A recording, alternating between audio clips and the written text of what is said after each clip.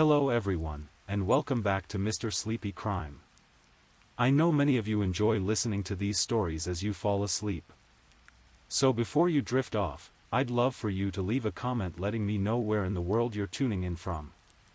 And if you're enjoying the story, don't forget to like and subscribe, it really helps the channel grow. Before we begin, I want to acknowledge that this story involves real people and real tragedies. We tell these stories not for entertainment, but to remember the victims and perhaps help others recognize the warning signs that could prevent similar tragedies. For the best experience, feel free to lower the volume a little, just enough to let the story gently carry you off to sleep. Alright, please get comfortable, dim the lights, and let's dive into tonight's first story. Tonight, we'll explore a tragic case that unfolded in the suburbs of Atlanta, Georgia. A story that speaks to the devastating reality of domestic violence and the length some will go to maintain control over another person's life. This is the story of Micaiah Montgomery, a young mother whose life was cut tragically short on a warm June afternoon in 2022. As we journey through this case together, we'll examine the warning signs that preceded this tragedy, the events of that fateful day, and the pursuit of justice that followed. So let me take you through this story at a gentle pace, as we remember Micaiah and seek to understand how such a tragedy could unfold in broad daylight. Micaiah Montgomery was just 21 years old in June of 2022, a young woman navigating the complexities of motherhood while trying to build a life for herself and her toddler daughter. She lived in the DeKalb County area of Georgia, part of the greater Atlanta metropolitan region, a place where suburban neighborhoods blend seamlessly into wooded areas, where families raise children and build dreams for the future. Micaiah was the kind of person who drew people to her. Her family would later describe her as someone who lit up every room she entered, a devoted mother who put her daughter's needs above all else. She had dreams and aspirations, as most young people do, but her primary focus was on providing stability and love for her little girl. Like many young mothers, Micaiah had found herself in a relationship that had produced a beautiful child but had also brought complications into her life. The father of her daughter was a man named Taco Nash Jr., someone who would become central to this tragic story. At 22 years old, Nash was only slightly older than Micaiah, yet the dynamic between them had grown increasingly troubled over time. Their relationship had begun, as many do, with promise and affection. But relationships are complex things, and what starts as love can sometimes transform into something darker, more controlling, more dangerous. For Micaiah, what had once been a partnership had begun to feel more like a prison, with Nash exhibiting behaviors that made her increasingly uncomfortable and afraid. Family members would later reveal that Nash had a history of abusive behavior toward Micaiah. This wasn't just emotional manipulation or verbal arguments.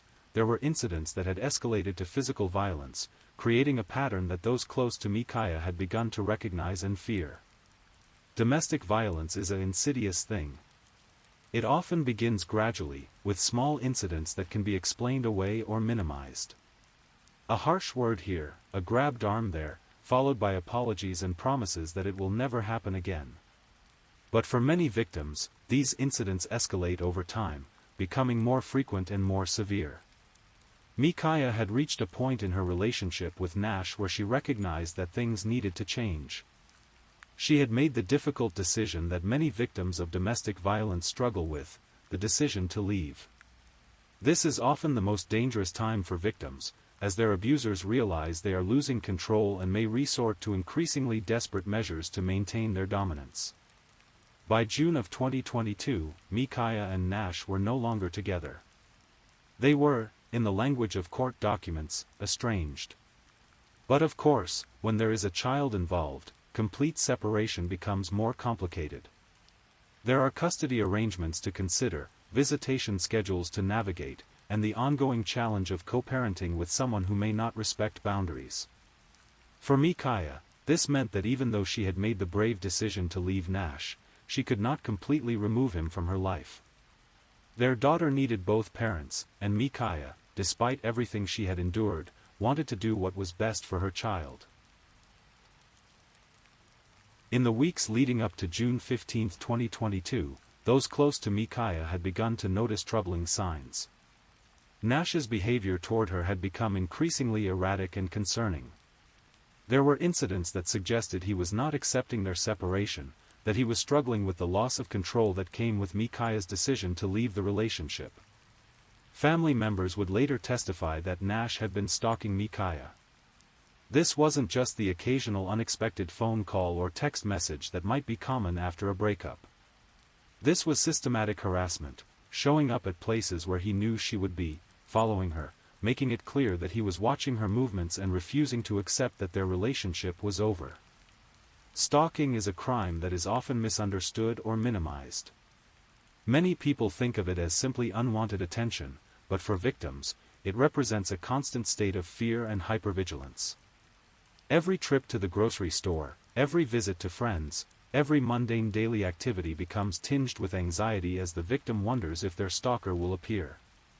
For Micaiah, this meant that even simple activities like taking her daughter to daycare had become fraught with tension. She had to constantly look over her shoulder, wondering if Nash would appear, wondering what he might do if he did. The justice system had become involved in their situation. There had been legal proceedings, court appearances, and official documentation of Nash's concerning behavior. But as anyone familiar with domestic violence cases knows, the legal system, while well-intentioned, is not always equipped to prevent tragedy before it occurs. Restraining orders and court orders can provide some legal protection, but they are ultimately just pieces of paper. They cannot physically prevent someone who is determined to cause harm from doing so. They rely on the perpetrator's willingness to comply with legal boundaries, and for someone who has already demonstrated a pattern of disregarding their victim's autonomy and safety, these legal barriers may not be sufficient. Micaiah's family was aware of the situation and deeply concerned. They had seen the signs, witnessed Nash's behavior, and understood that Micaiah was in potential danger. But like many families in similar situations, they struggled with how to help while respecting Micaiah's independence and her role as a mother.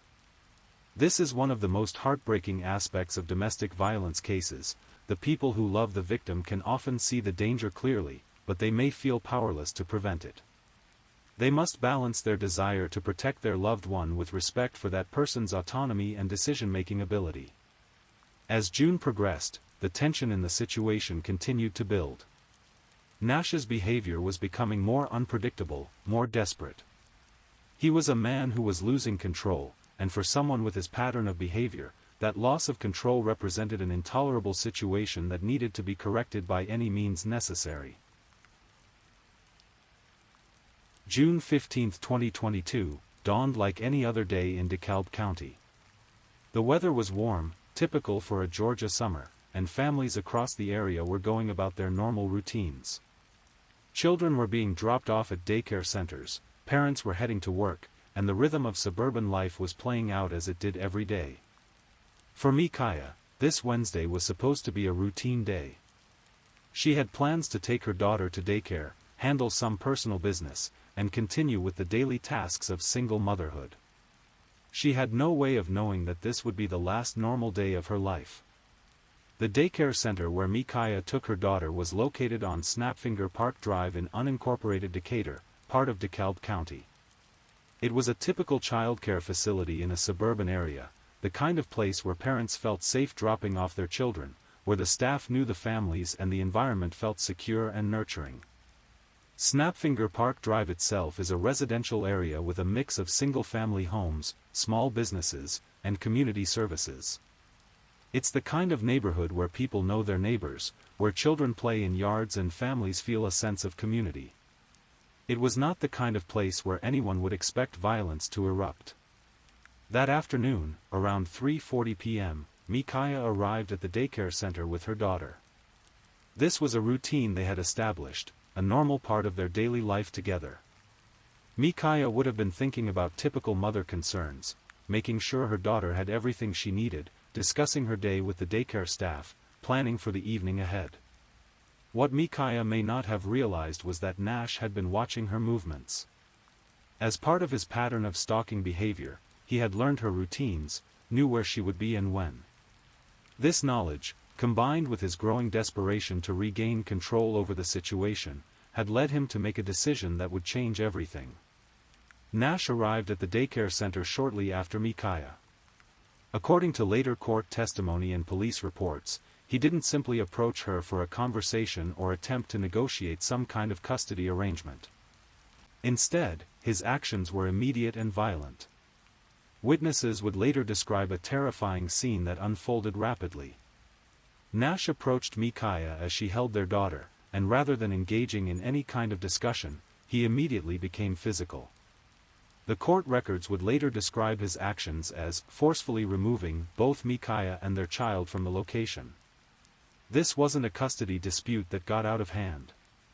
This wasn't a heated argument that escalated beyond anyone's expectations. This was a deliberate act of violence by someone who had decided that if he couldn't have control over Micaiah's life, then no one could.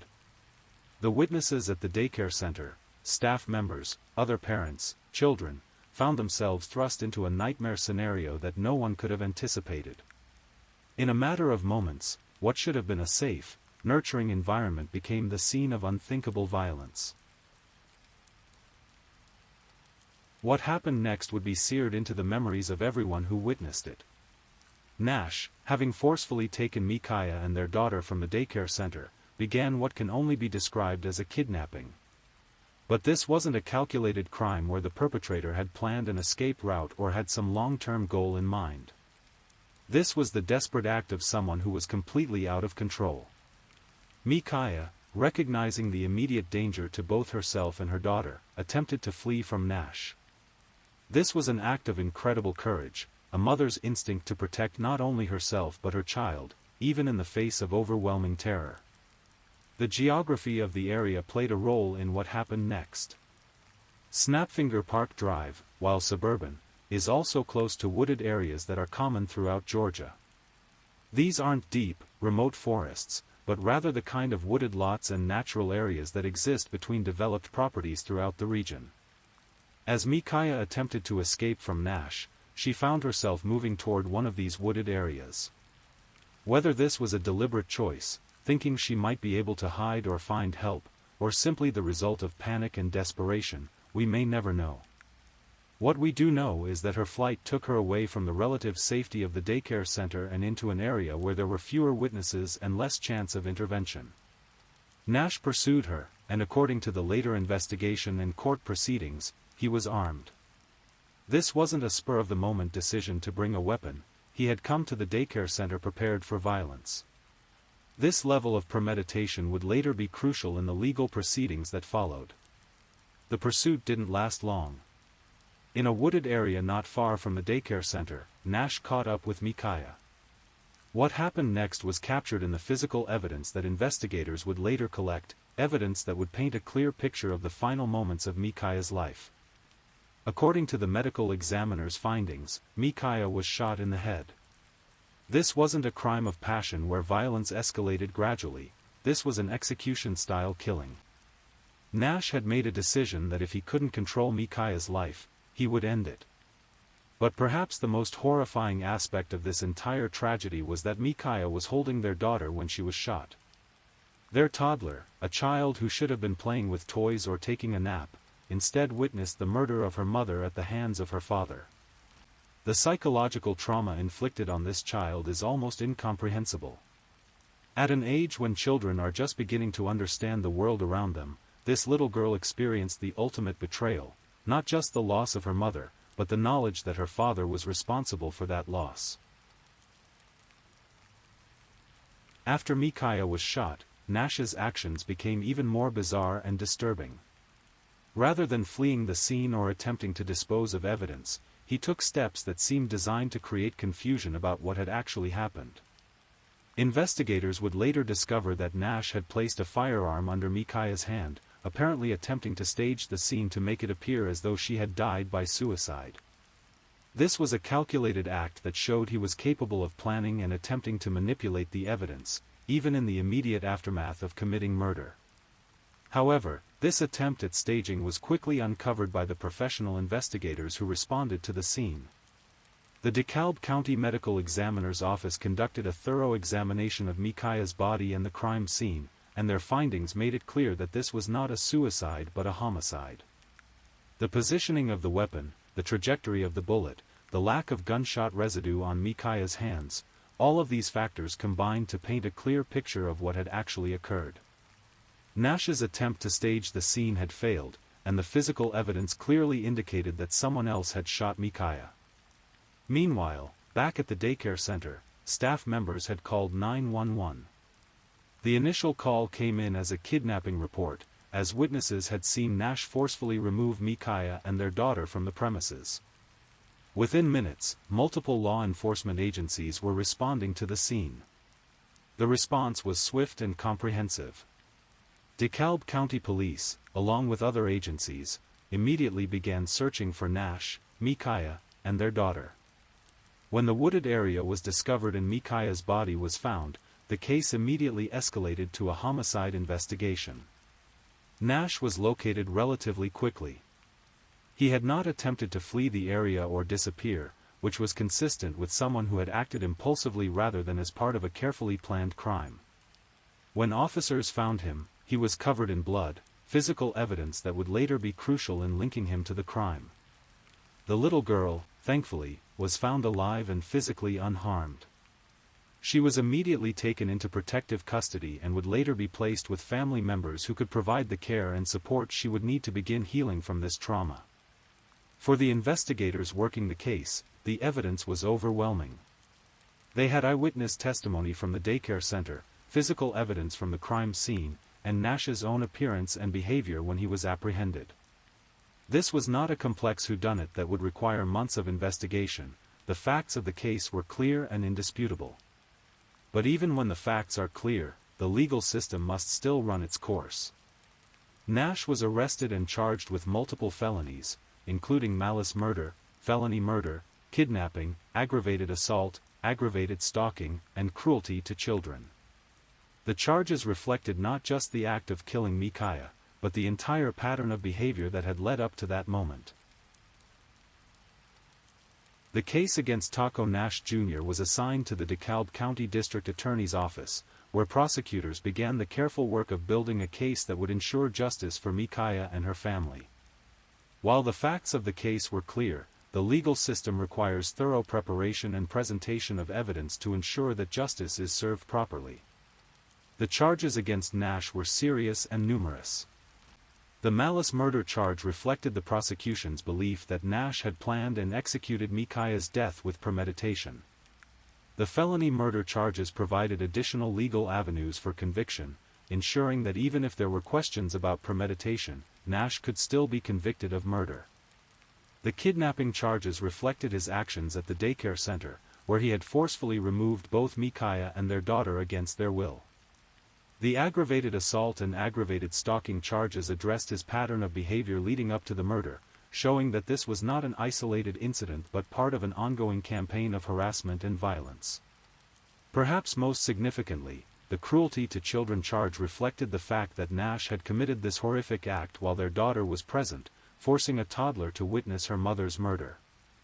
This charge acknowledged the additional trauma inflicted on an innocent child and provided another avenue for serious legal consequences. As the case moved through the legal system, Micaiah's family was left to grapple with their grief while also preparing to participate in the prosecution. Family members would later testify about Nash's history of abusive behavior, providing crucial context for understanding how this tragedy had developed over time. The family's testimony painted a picture of a young woman who had been trying to escape an increasingly dangerous situation, who had sought help through proper legal channels, but who had ultimately been failed by a system that couldn't protect her from someone determined to do her harm. During this period, the little girl who had witnessed her mother's murder was beginning the long process of healing.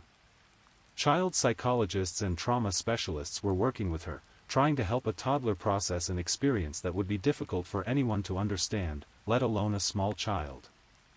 The broader community was also affected by this tragedy. The daycare center where the kidnapping had occurred had to deal with the trauma experienced by staff and other families.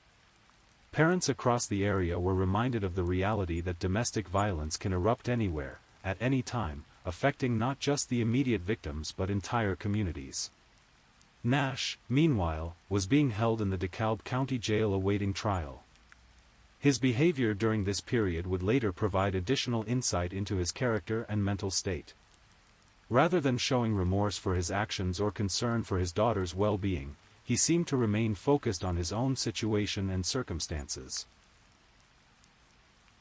When Nash's case finally went to trial, it drew significant attention from the local community and media.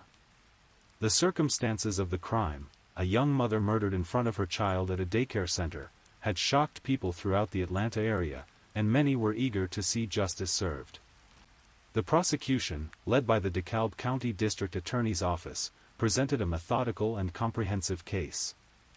They began by establishing the history of the relationship between Nash and Micaiah, including the pattern of abusive behavior that had led to their separation. Family members took the stand to testify about Nash's stalking behavior in the weeks leading up to Micaiah's murder.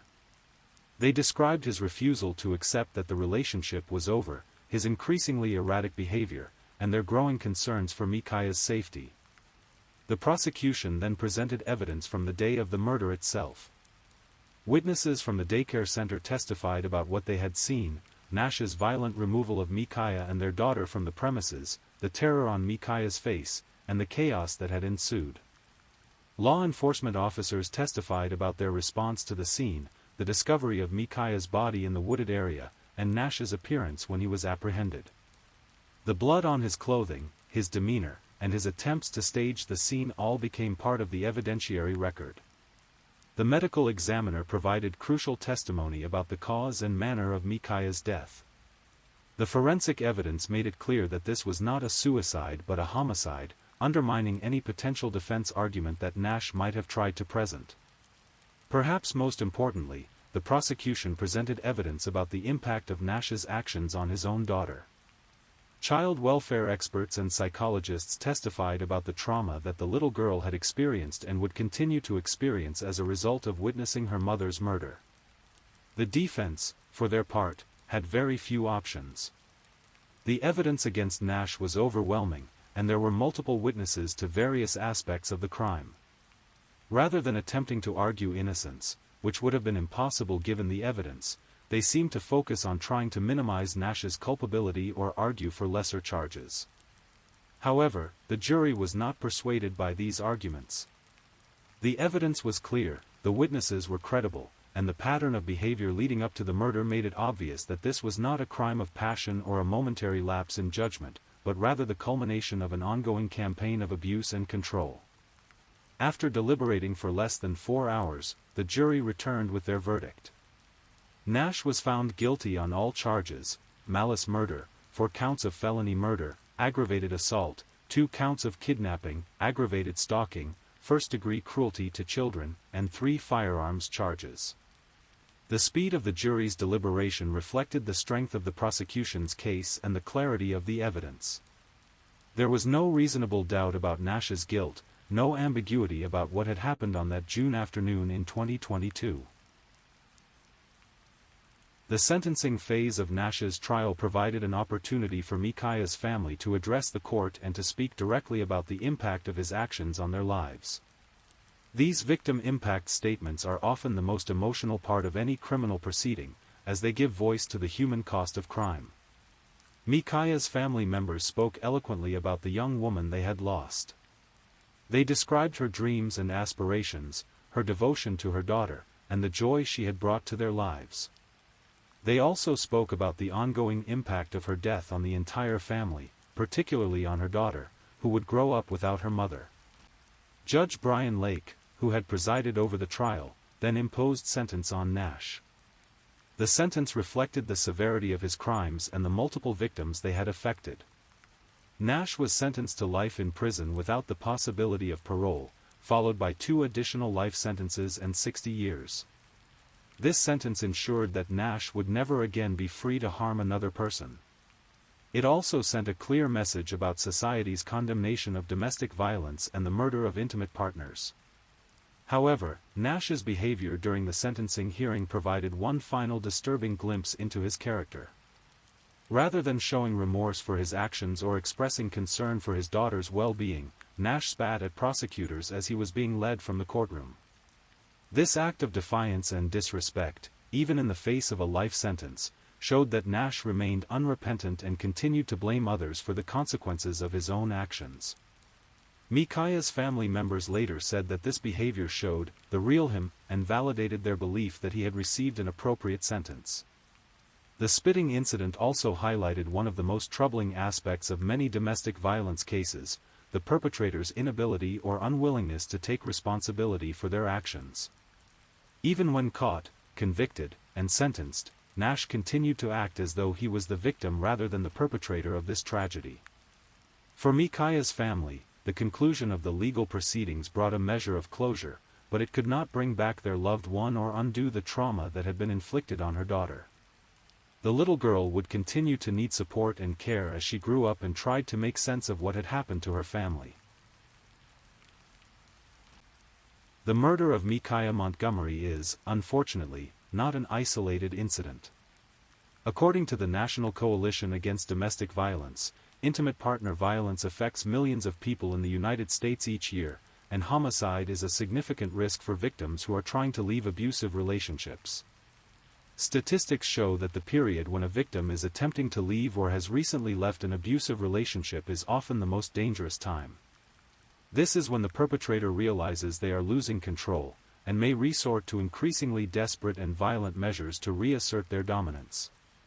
Micaiah's case exemplifies many of the warning signs that experts have identified as indicators of potentially lethal domestic violence. Nash's stalking behavior, his refusal to accept the end of the relationship, and his escalating pattern of abuse all suggested that he posed a serious threat to Micaiah's safety. The fact that Nash was willing to commit this horrific act in front of their daughter also speaks to the broader impact of domestic violence on children. Even when children are not directly physically harmed, they are often traumatized by witnessing violence against their parents or caregivers. This case also highlights some of the challenges facing the criminal justice system in addressing domestic violence. While there were legal proceedings involving Nash and Micaiah before her murder, the system was ultimately unable to prevent this tragedy from occurring. This is not necessarily a failure of any individual part of the system, but rather a reflection of the fundamental challenge of preventing violence by someone who is determined to commit it. Restraining orders and court proceedings can provide some protection, but they cannot physically prevent someone from causing harm if they are willing to face the legal consequences. For advocates working to address domestic violence, cases like Micaiah's underscore the importance of comprehensive approaches that include not just legal remedies, but also support services, safety planning, and education about the warning signs of potentially lethal domestic violence. They also highlight the need for continued efforts to change social attitudes about domestic violence, to ensure that victims feel supported when they seek help, and to hold perpetrators accountable for their actions before violence escalates to the level it reached in this case. As we reach the end of this tragic story, it's important to remember that at the center of all these legal proceedings and policy discussions was a real person, Micaiah Montgomery, a 21-year-old mother who had her whole life ahead of her. Micaiah was more than just a victim of domestic violence. She was a daughter, a sister, a friend, and most importantly, a mother who loved her child and wanted to provide the best life possible for her. She had dreams and aspirations that were cut short by the selfish and violent actions of someone who claimed to love her. Her family has spoken about her warmth, her kindness, and her devotion to her daughter. They remember her laugh, her smile, and the way she could light up a room simply by being present. These are the memories that matter, the aspects of her life that should be remembered and celebrated. Micaiah also showed tremendous courage in her final months.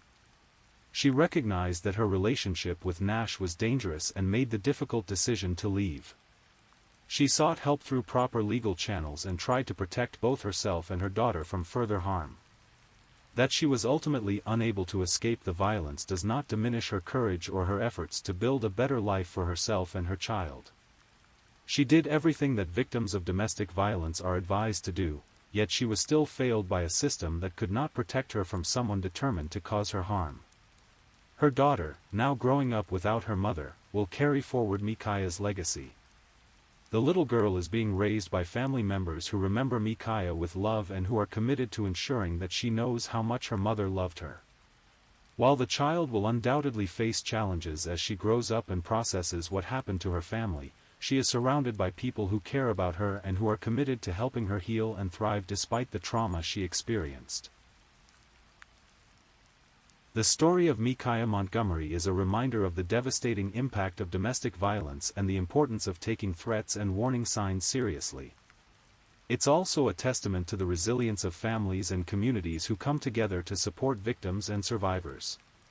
For anyone who may be experiencing domestic violence, Micaiah's story underscores the importance of seeking help and developing safety plans. While the system failed to protect Micaiah, there are resources available that can help victims escape dangerous situations and rebuild their lives. The National Domestic Violence Hotline provides support and resources 24 hours a day, and local organizations across the country work to provide shelter, counseling, and legal assistance to victims of domestic violence. These services save lives every day, even though they couldn't save Micaiah's. For friends and family members of domestic violence victims, this case highlights the importance of providing non-judgmental support and assistance. The people who loved Micaiah did everything they could to help her, and while they couldn't prevent this tragedy, their support and love were crucial during her final months. The legal system, while imperfect, did ultimately provide justice in this case. Nash received a sentence that ensures he will never again be able to harm another person, and the thoroughness of the investigation and prosecution sent a clear message about society's condemnation of domestic violence. As we conclude this story, we remember Micaiah Montgomery not as a statistic or a cautionary tale, but as a young woman who deserved to live, to see her daughter grow up, and to pursue her dreams and aspirations. Her life had value and meaning that extended far beyond the circumstances of her death. Her memory serves as a reminder of the work that still needs to be done to address domestic violence and protect victims from harm. It's also a testament to the strength and resilience of the human spirit, as demonstrated by her family's efforts to seek justice and to care for the daughter she left behind. May Micaiah Montgomery rest in peace, and may her story inspire continued efforts to prevent such tragedies from occurring in the future. Please, if you're new here, welcome to the channel, where we explore true crime stories in a calm and respectful way. I also want to take a moment to appreciate my amazing subscribers who've been rocking with me. Thank you so much for your continued support. If you're still awake and listening, drop a comment. Let me know where you're tuning in from and the current time in your corner of the world, or just say something to let me know you're still here. And if you haven't already, be sure to like this video and subscribe, so you don't miss our next true crime stories for sleep. Now, let's move on to our second story. Story 2. In the heart of Iowa, where cornfields stretch endlessly toward the horizon and everyone knows their neighbor's name, sits the small town of Traer. Population just over 1,600, it's the kind of place where folks wave from their front porches and the biggest excitement usually comes from Friday night high school football games. Main Street runs through the center of town, lined with modest businesses that have served generations of families. The Tama County Courthouse stands as a testament to order and justice, watching over this peaceful corner of America. It was in this tranquil setting that Ryan Cooper built his life. A hard-working man in his 40s, Ryan embodied the steady, reliable nature that small-town Iowa is known for. He wasn't flashy or attention-seeking, just a man who went to work each day, came home to his family, and believed in the simple virtues of honesty and commitment. His neighbors would later describe him as someone you could count on, the type of person who would help you move furniture or fix a broken fence without being asked twice.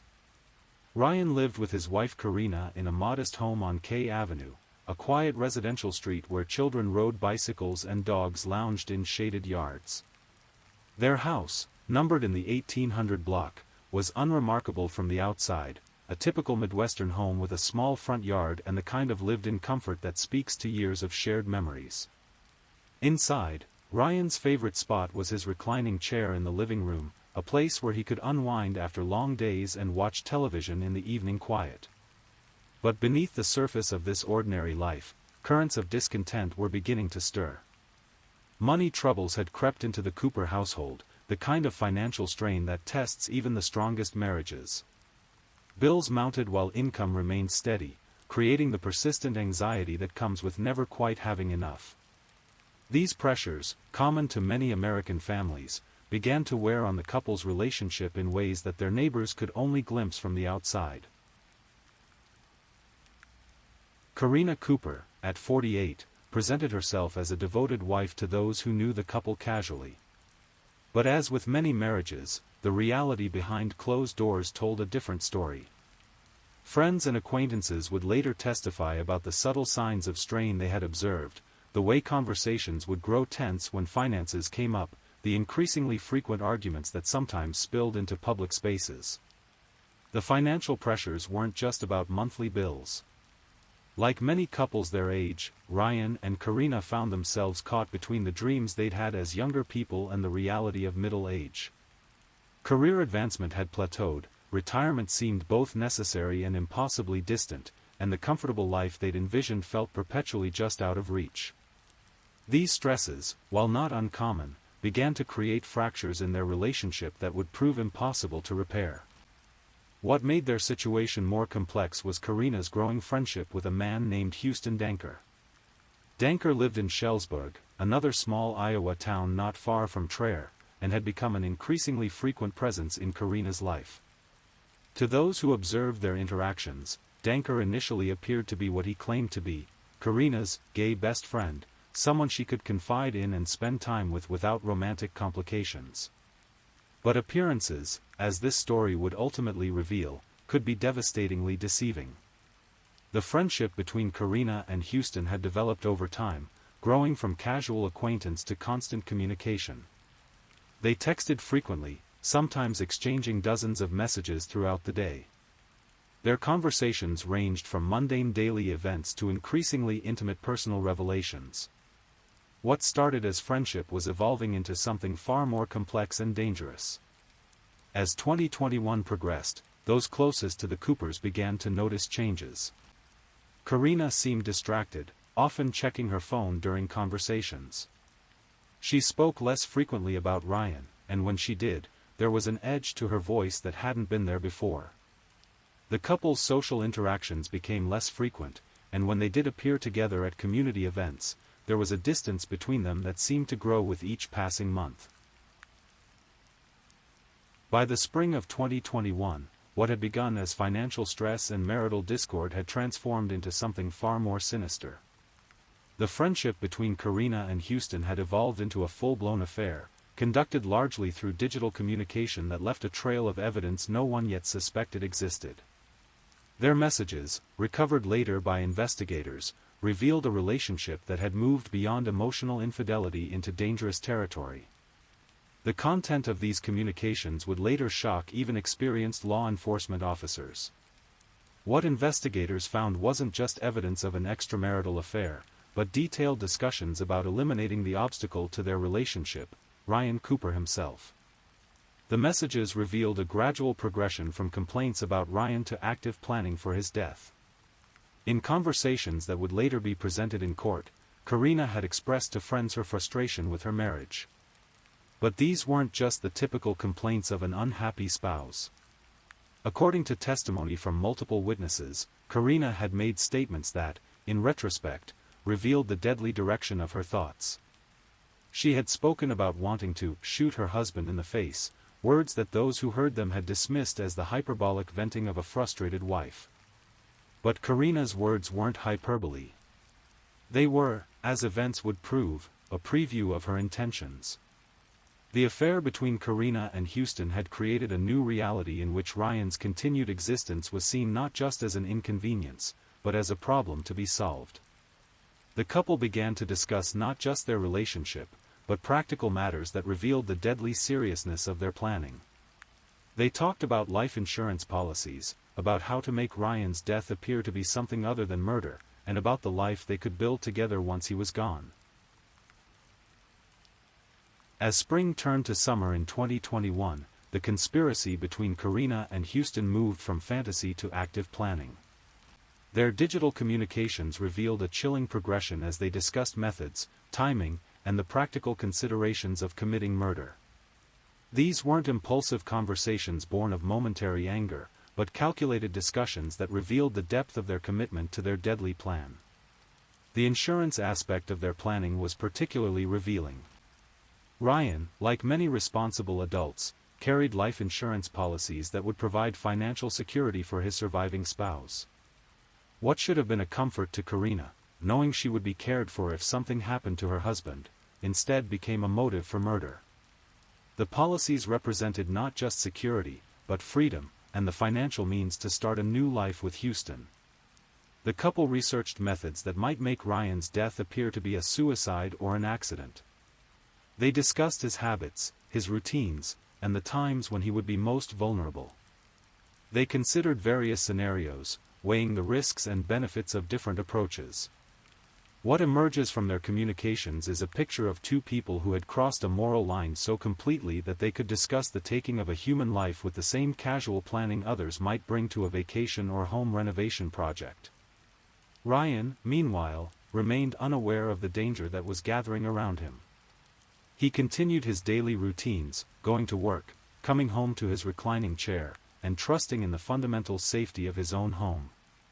Some evidence suggests he may have had suspicions about his wife's relationship with Houston, but there's no indication he understood the mortal threat that relationship represented. June 17, 2021, began like any other day in Traer, Iowa. The summer heat was settling over the cornfields, and residents went about their evening routines without any sense that tragedy was about to strike their quiet community.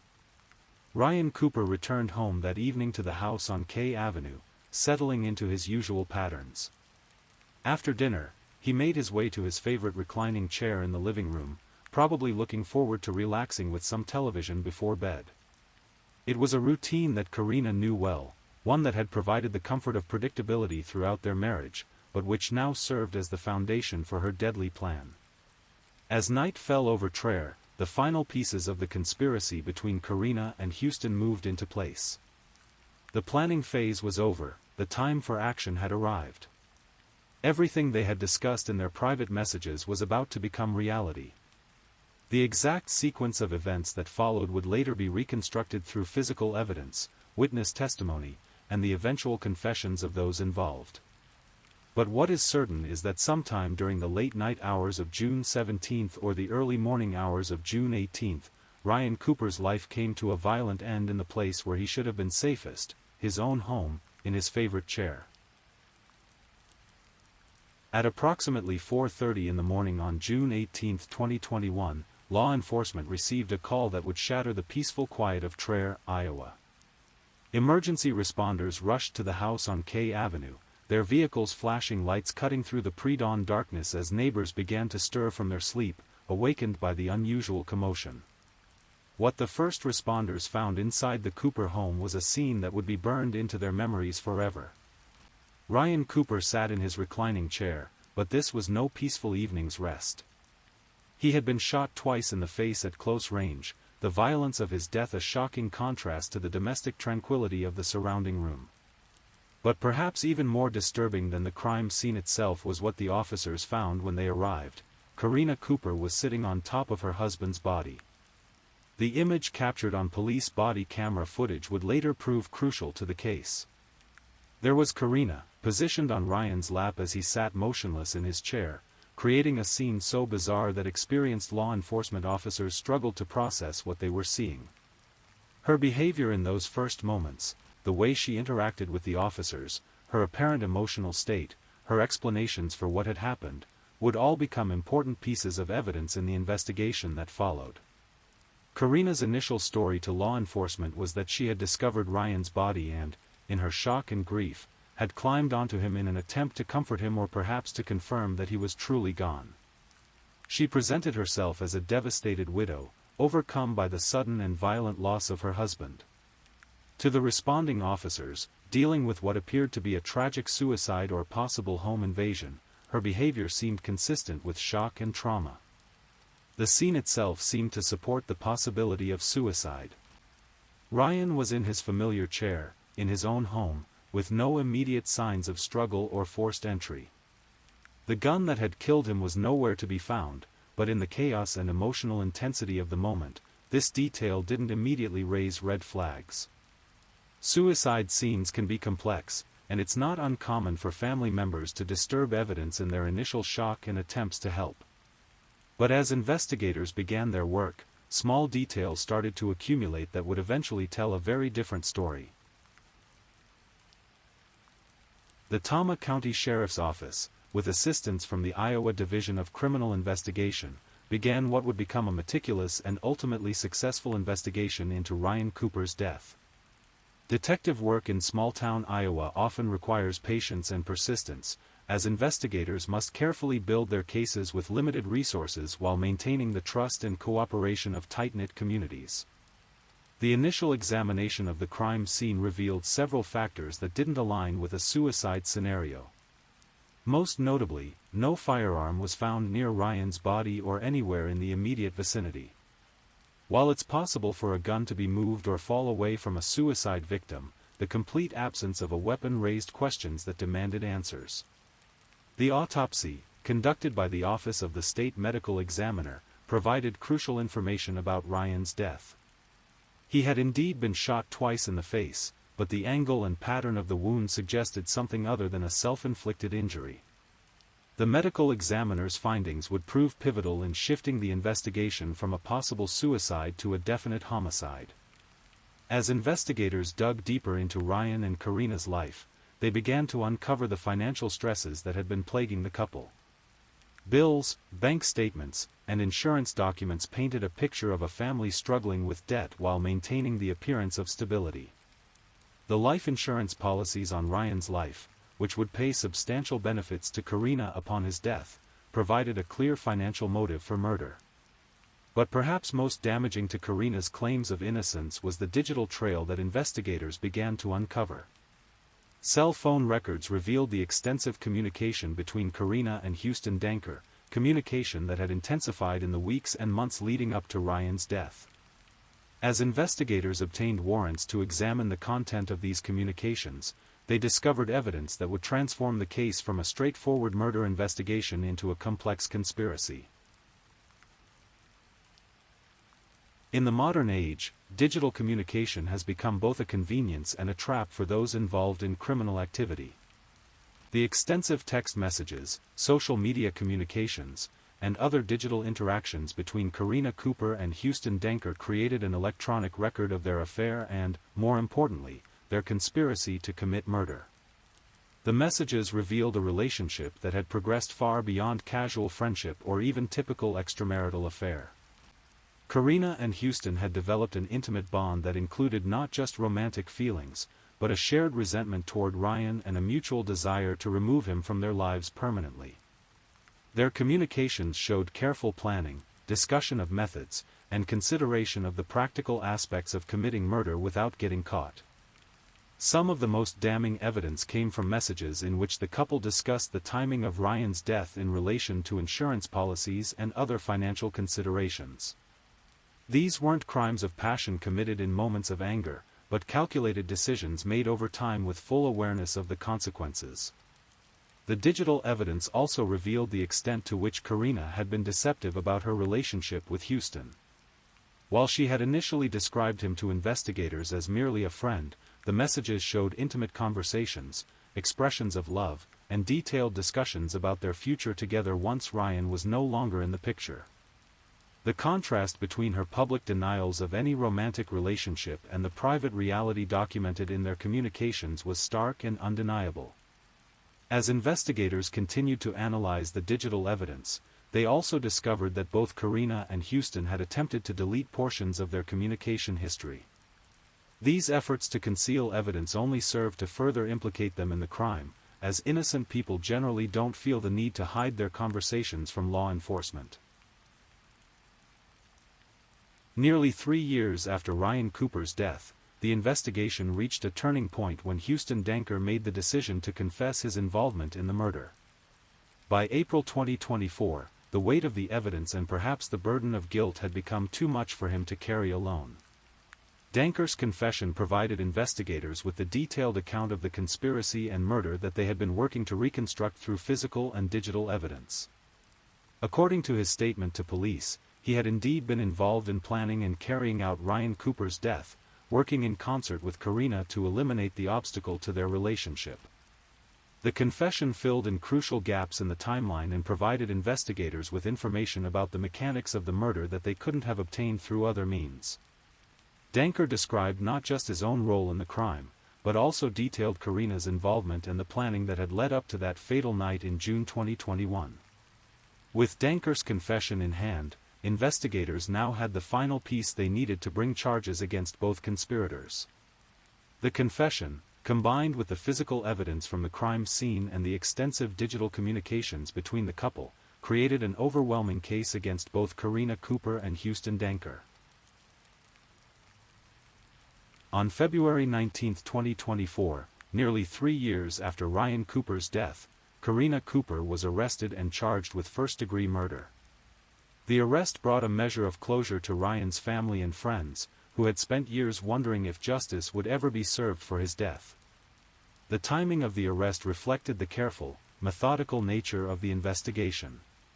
Prosecutors wanted to ensure they had a strong enough case to secure convictions before bringing charges, particularly given the serious nature of first-degree murder charges and the mandatory life sentence they carry in Iowa. 2 months later, in April 2024, Houston Danker was also arrested and charged with first-degree murder in connection with Ryan's death. His arrest came shortly after his confession to police, confirming his role in the conspiracy and murder. Both defendants pleaded not guilty to the charges, setting up what would become a complex legal battle involving questions of premeditation, conspiracy, and the degree of each defendant's involvement in the actual killing. The case would require prosecutors to prove not just that Ryan Cooper had been murdered, but that both defendants had planned and carried out his death together.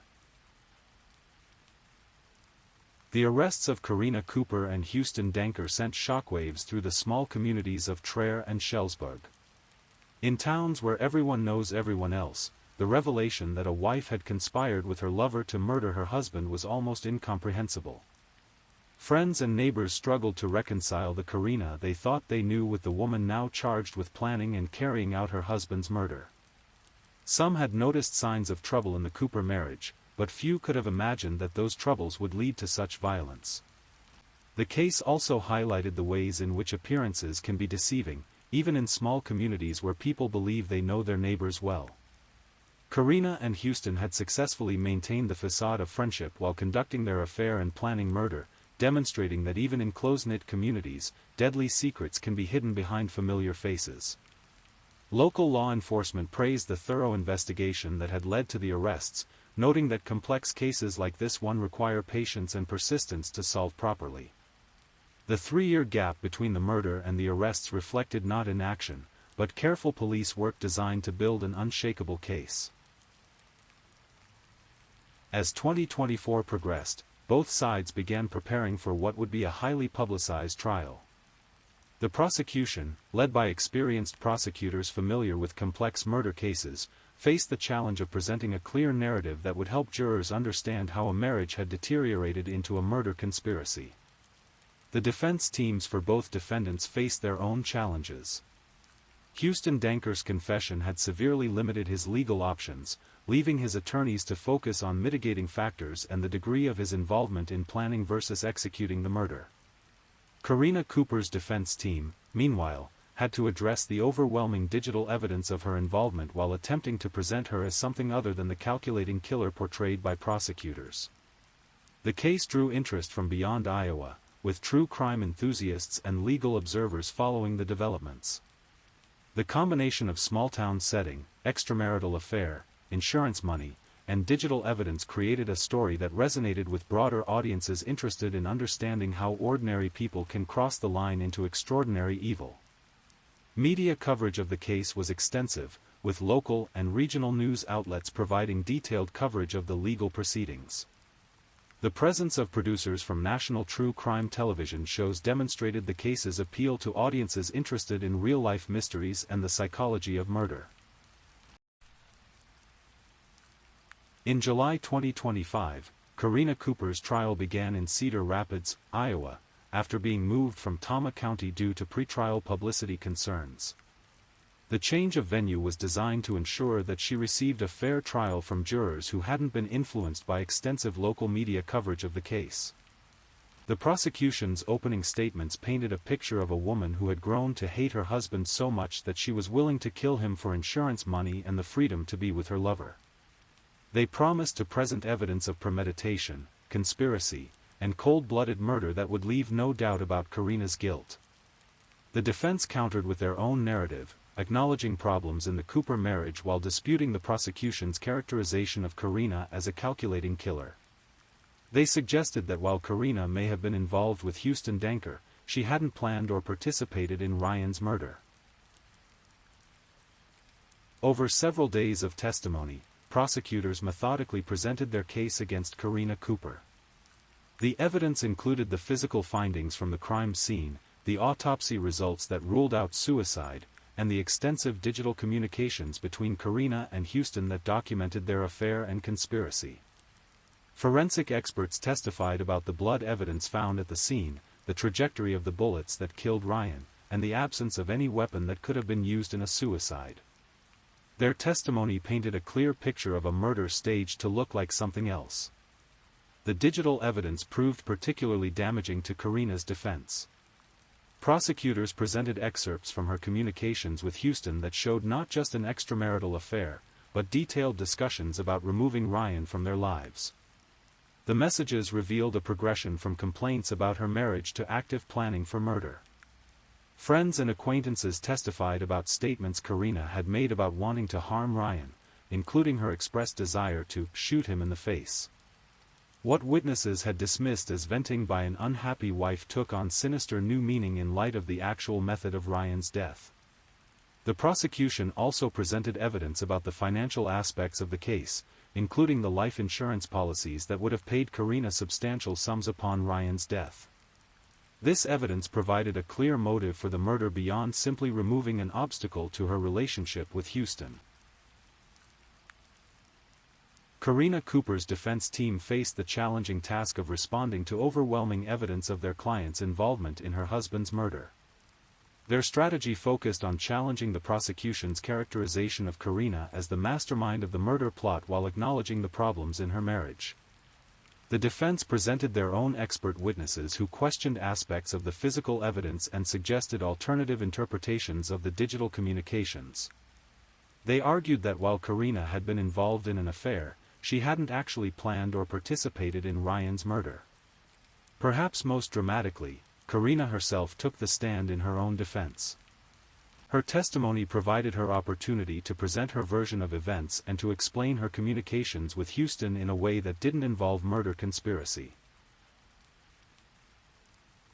When Karina Cooper took the witness stand to testify in her own defense, it marked one of the most crucial moments in the trial. Defendants in murder cases rarely testify on their own behalf, as it opens them up to aggressive cross-examination that can be more damaging than helpful. Karina's testimony lasted several hours and covered her marriage to Ryan, her relationship with Houston Denker, and the events of the night Ryan died. She maintained her innocence throughout, acknowledging her affair while denying any involvement in planning or carrying out Ryan's murder. Her explanation for being found sitting on Ryan's body when police arrived focused on shock and grief, describing her behavior as the irrational response of a wife who had just discovered her husband's death. She maintained that she had found Ryan already dead and had climbed onto him in her emotional distress. The prosecution's cross-examination of Karina was intense and focused, challenging her explanations for the digital evidence and pressing her on inconsistencies between her testimony and the communications with Houston. Prosecutors confronted her with specific messages that appeared to document planning for Ryan's death, forcing her to provide alternative explanations for what appeared to be clear evidence of conspiracy. After hearing all the evidence and deliberating for just over 5 hours, the jury reached their verdict. On Friday evening, July 11, 2025, they found Karina Cooper guilty of first-degree murder in the death of her husband Ryan Cooper. The verdict reflected the jury's conclusion that the evidence overwhelmingly supported the prosecution's case. The combination of physical evidence, digital communications, witness testimony, and Houston Danker's confession had created a picture of premeditated murder that the defense couldn't overcome. Karina faces a mandatory sentence of life in prison without parole, reflecting Iowa's sentencing requirements for first-degree murder convictions. The verdict brought a measure of justice for Ryan Cooper's family and closure to a case that had haunted the community of Traer for over 4 years. The conviction of Karina Cooper marked the end of one chapter in the Ryan Cooper murder case, but not the end of the legal proceedings. Houston Danker still faces his own trial, scheduled for November 2025, where he will answer for his role in the conspiracy and murder. For the community of Traer, the verdict provided some closure while raising questions about how well we can truly know our neighbors. The case had revealed that behind the facade of a typical small-town marriage lay a web of deception, betrayal, and ultimately murder that no one could have predicted. Ryan Cooper's family and friends finally had the justice they had sought for over 4 years. While nothing could bring Ryan back or undo the violence that had ended his life, the conviction of his killers provided some measure of accountability for the crime that had shattered their lives. The murder of Ryan Cooper serves as a stark reminder that evil can lurk behind the most ordinary facades.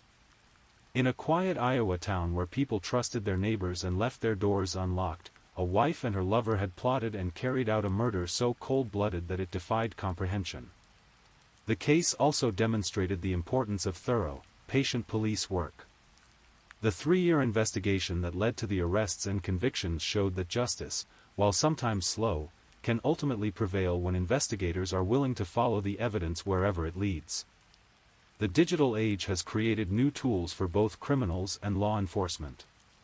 While Karina and Houston thought their electronic communications were private, they actually created a permanent record of their conspiracy that proved crucial to securing their convictions.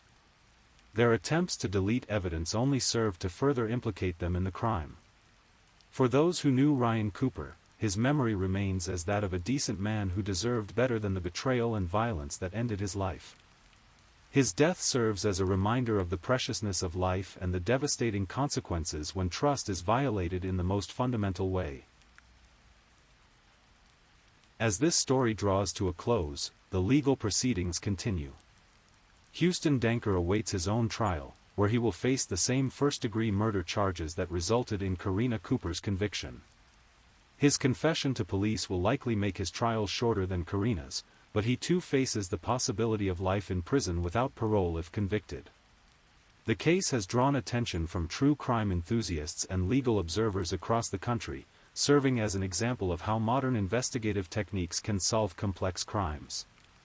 The combination of physical evidence, digital forensics, and old-fashioned police work created an unshakable case that resulted in justice for Ryan Cooper. For the small town of Traer, life continues much as it always has, but with the knowledge that their community was touched by a tragedy that revealed the dark side of human nature.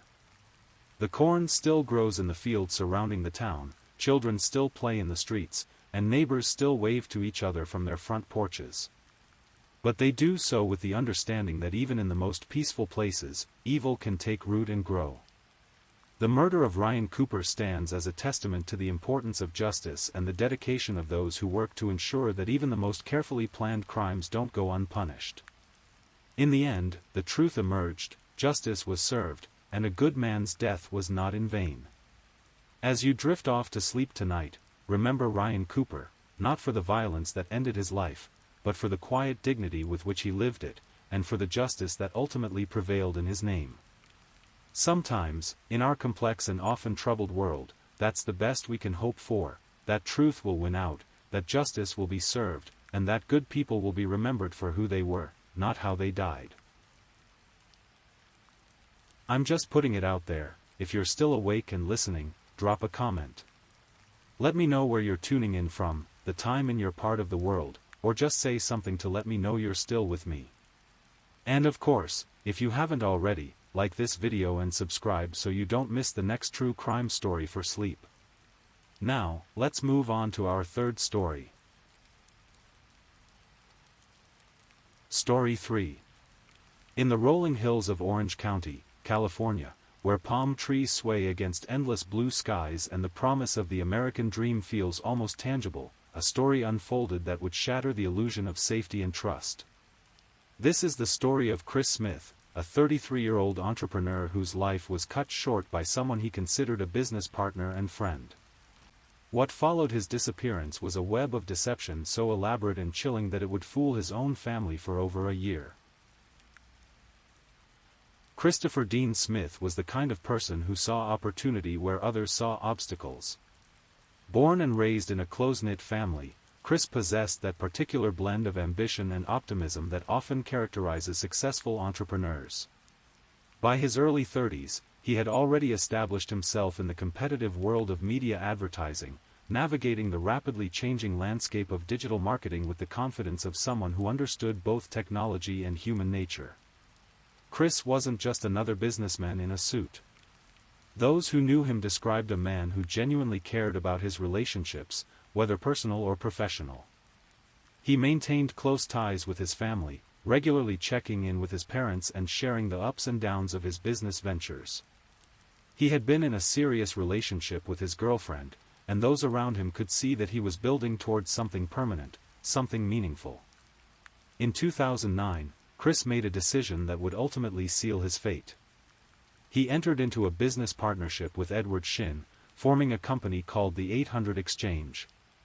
The company focused on media advertising, capitalizing on the growing demand for digital marketing solutions. On paper, it seemed like a natural partnership, two ambitious men pooling their resources and expertise to build something significant. But Chris Smith didn't know the full extent of who Edward Shin really was. Edward Shin presented himself as a successful businessman, someone with connections and capital. He spoke confidently about deals and opportunities, painting pictures of a profitable future for their joint venture. But beneath this polished exterior lay a history that Chris was only beginning to understand. Shin had a past marked by financial crimes. Before partnering with Chris, he had been involved in embezzlement schemes that had cost his previous employers hundreds of thousands of dollars. In fact, just 1 month before Chris would disappear, in May 2010, Shin had been convicted of embezzlement from his former employer, LG Technologies. The conviction carried with it a requirement to pay restitution of approximately $800,000, a crushing financial burden that Shin was desperately trying to avoid. The partnership between Chris and Shin at the 800 Exchange was troubled from the beginning. Chris, perhaps sensing something amiss in his partner's financial dealings, had implemented safeguards to protect the business assets. These measures were meant to ensure that both partners had oversight of the company's finances, but they also served as a constant reminder to Shin that Chris didn't fully trust him. As spring turned to summer in 2010, the tension between the two men had reached a breaking point. Shin was facing the very real possibility of prison time if he couldn't meet his restitution obligations. The 800 Exchange represented his last hope for generating the kind of money he needed to stay out of jail. But Chris Smith stood in the way of Shin's complete control over the company's assets. Something had to give. June 4, 2010, began like many other Friday mornings in San Juan Capistrano. The sun cast long shadows across the business district where the 800 Exchange had its offices, and the usual rhythm of commerce filled the air. Chris Smith had plans that day, not just for business, but for his future. He was in the process of negotiating what appeared to be a buyout of his share of the 800 Exchange. According to the emails that would later surface, Chris had suddenly decided to accept Shin's offer to purchase his portion of the business. This was unusual, given the safeguards Chris had previously insisted upon, but the documentation seemed legitimate. Chris had even sent an email to his attorney that very day, confirming that Shin had agreed to buy him out. What happened next would remain a mystery for years, known only to Edward Shin and, ultimately, to God. According to Shin's later testimony, he and Chris met at the 800 Exchange office to finalize the buyout agreement. But instead of a routine business transaction, the meeting erupted into a confrontation. Shin claimed that he accused Chris of being complicit in the embezzlement that had led to his legal troubles. The accusation was false, investigators would later find no evidence that Chris had any knowledge of or involvement in Shin's criminal activities, but it provided the spark for what Shin described as a physical altercation. In Shin's version of events, Chris grabbed him by the throat and began throwing punches. The two men struggled, and in the chaos that followed, Chris fell and struck his head on a desk. The impact, according to Shin, was fatal. But investigators and prosecutors would later argue that this story was just another lie in a long chain of deceptions. They believed that Shin had lured Chris to the office with the pretext of completing the buyout, then deliberately murdered him in order to gain complete control of the 800 exchange and its assets. Whatever the exact circumstances, one fact was undeniable: Chris Smith was dead, and Edward Shin was the only person who knew it. What Edward Shin did next would demonstrate a level of callous calculation that few people are capable of. Rather than calling 911, rather than coming forward with his story of accidental death, Shin began what would become one of the most elaborate and cruel deceptions in recent criminal history. First, he had to deal with Chris's body. Shin would later testify that he paid a third party to dispose of the remains, though he claimed not to know the details of how or where. Chris Smith's body has never been found, leaving his family without even the closure of a proper burial. But disposing of the body was only the beginning. Shin understood that Chris's sudden disappearance would raise questions, particularly from his family and his girlfriend. So Shin crafted an elaborate fiction, one that would buy him time and deflect suspicion. Using Chris's email account and phone, Shin began sending messages to Chris's family and friends. The story he created was both believable and appealing. Chris had decided to take a break from the pressures of business life. He was selling his share of the 800 exchange to Shin and using the money to fund an adventure around the world. He had met a woman, the emails explained, and the two of them were setting off on a sailing voyage across the Pacific. The emails were crafted with careful attention to Chris's voice and mannerisms. Shin had worked closely with Chris for months, observing his communication style, his relationships, and his dreams. He used this intimate knowledge to create messages that felt authentic to the people who loved Chris most. To Chris's girlfriend, Shin wrote breakup messages via text, explaining that Chris had found someone new and was ending their relationship.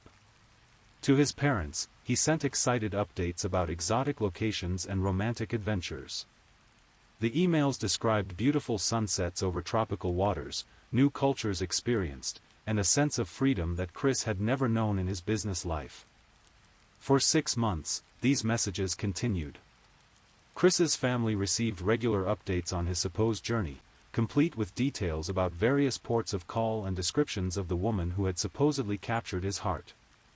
The emails maintained just enough of Chris's personality to seem genuine, while introducing enough change to explain why he might be behaving differently than usual. But even the most carefully crafted lie has its flaws, and Chris Smith's father, Steve Smith, began to notice inconsistencies in his son's supposed communications. Steve knew his son well. They had always maintained a close relationship, and the sudden shift in communication style troubled him. The emails were frequent enough to suggest that Chris was staying in touch, but they lacked the personal touches and specific details that characterized his son's usual correspondence.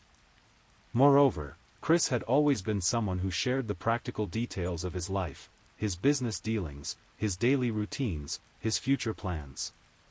The vague descriptions of sailing adventures and romantic interludes felt uncharacteristic.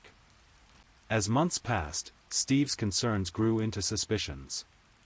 He began asking more specific questions in his responses to the emails, trying to elicit the kind of detailed, personal responses that would confirm the messages were really coming from his son. But the responses he received remained frustratingly vague. In December 2010, 6 months after Chris's disappearance, the emails took a darker turn. Chris supposedly wrote that he had spent all of his money and had decided never to return home. The finality of this message sent alarm bells ringing for Steve Smith. This wasn't the son he knew. Chris had always been responsible with money, and the idea that he would abandon everyone he cared about permanently was simply unthinkable.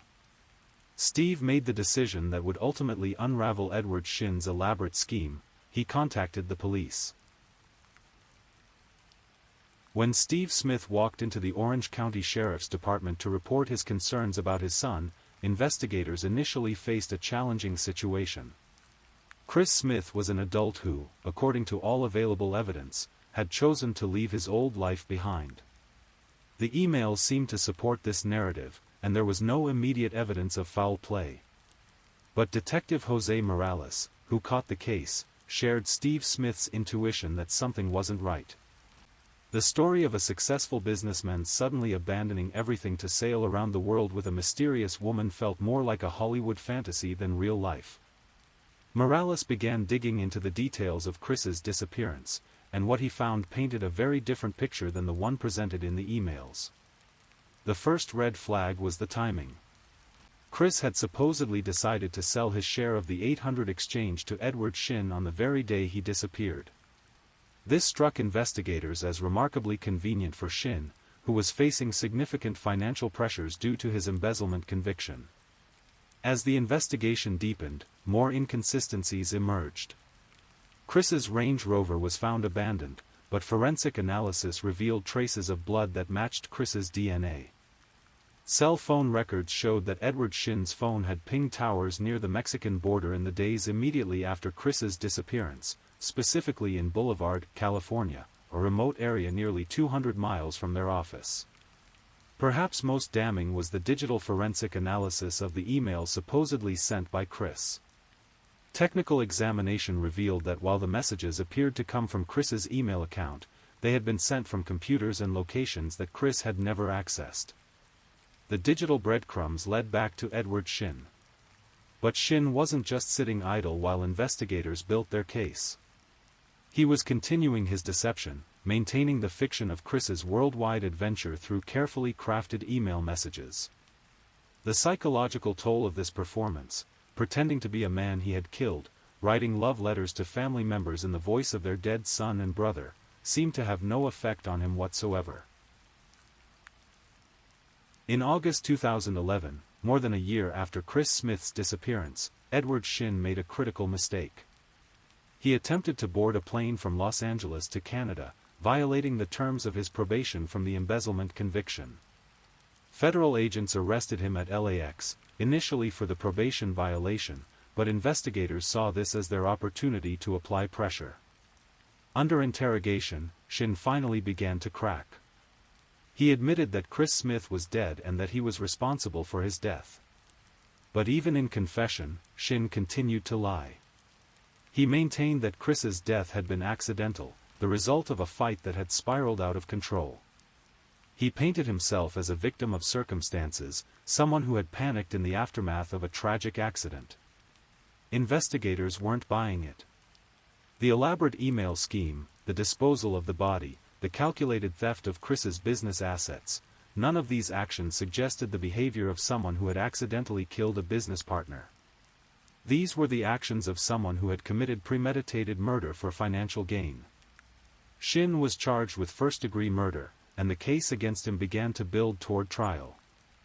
When Edward Shin's trial began in 2018, 8 years after Chris Smith's murder, prosecutor Matt Murphy faced the challenge of proving premeditated murder without a body and with only circumstantial evidence. But the circumstantial evidence was overwhelming. The prosecution painted a picture of a man driven by desperation and greed. Shin was facing financial ruin and possible imprisonment due to his embezzlement conviction. The 800 exchange represented his last chance to generate the money he needed to satisfy his restitution requirements, but Chris Smith's safeguards stood in his way. The solution, according to prosecutors, was to eliminate Chris entirely and take complete control of the business. The elaborate email scheme demonstrated consciousness of guilt and premeditation. This wasn't the panicked response of someone who had accidentally killed a business partner, it was the calculated deception of someone who had planned murder and was attempting to cover his tracks. Shin's defense team maintained their client's story of accidental death and self-defense. They argued that Chris had attacked Shin in the office, and that his death was the unintended result of a physical altercation. The email deception, they claimed, was the result of panic and poor judgment rather than evidence of premeditated murder. But the jury saw through the deception that had fooled Chris's family for over a year. The evidence of planning, the financial motive, and the callous nature of the email scheme painted a clear picture of a man who had committed murder for money. The deliberation was remarkably swift. After less than an hour, the jury returned with a verdict: guilty of first-degree murder with special circumstances. In December 2018, Edward Shin was sentenced to life in prison without the possibility of parole. The conviction brought a measure of justice for Chris Smith's family, but it also highlighted the questions that may never be answered. Most prominently, the location of Chris Smith's remains continues to be a mystery. Despite numerous attempts by investigators to get Shin to reveal where the body was disposed of, he has maintained that he doesn't know the details. He claims to have paid a third party to handle the disposal, but refuses to provide any information that might lead investigators to Chris's final resting place. This absence of physical evidence has left Chris's family without the closure that comes with a proper burial. They achieved legal justice, but the emotional resolution that might come from laying their son and brother to rest remains elusive. Shin, now serving his sentence at Wasco State Prison, has given interviews where he hints at larger conspiracies and hidden truths. He suggests that there are aspects of the case that he cannot discuss, secrets that he is protecting by remaining silent about the location of Chris's body. But investigators and prosecutors dismiss these claims as the continued manipulations of a convicted killer trying to maintain some sense of control and importance. The murder of Chris Smith and the elaborate deception that followed had effects that extended far beyond the immediate victim and perpetrator. The case highlighted vulnerabilities in our digital age, how email accounts can be hijacked to maintain illusions, how our online personas can be manipulated by those with malicious intent. For Chris's family, the year of false hope created by Shin's email deception added layers of trauma to their grief. They had lived through the emotional roller coaster of worry, relief, renewed concern, and ultimate devastating revelation. The emails that they had treasured as signs that their son was alive and happy became evidence in a murder trial, transformed from sources of comfort into instruments of torture. The case also demonstrated the lengths to which someone might go to avoid the consequences of their actions. Shin's embezzlement conviction had set in motion a chain of events that ultimately led to murder. Rather than accept responsibility for his financial crimes and face the legal consequences, he chose to compound his criminality with the ultimate crime.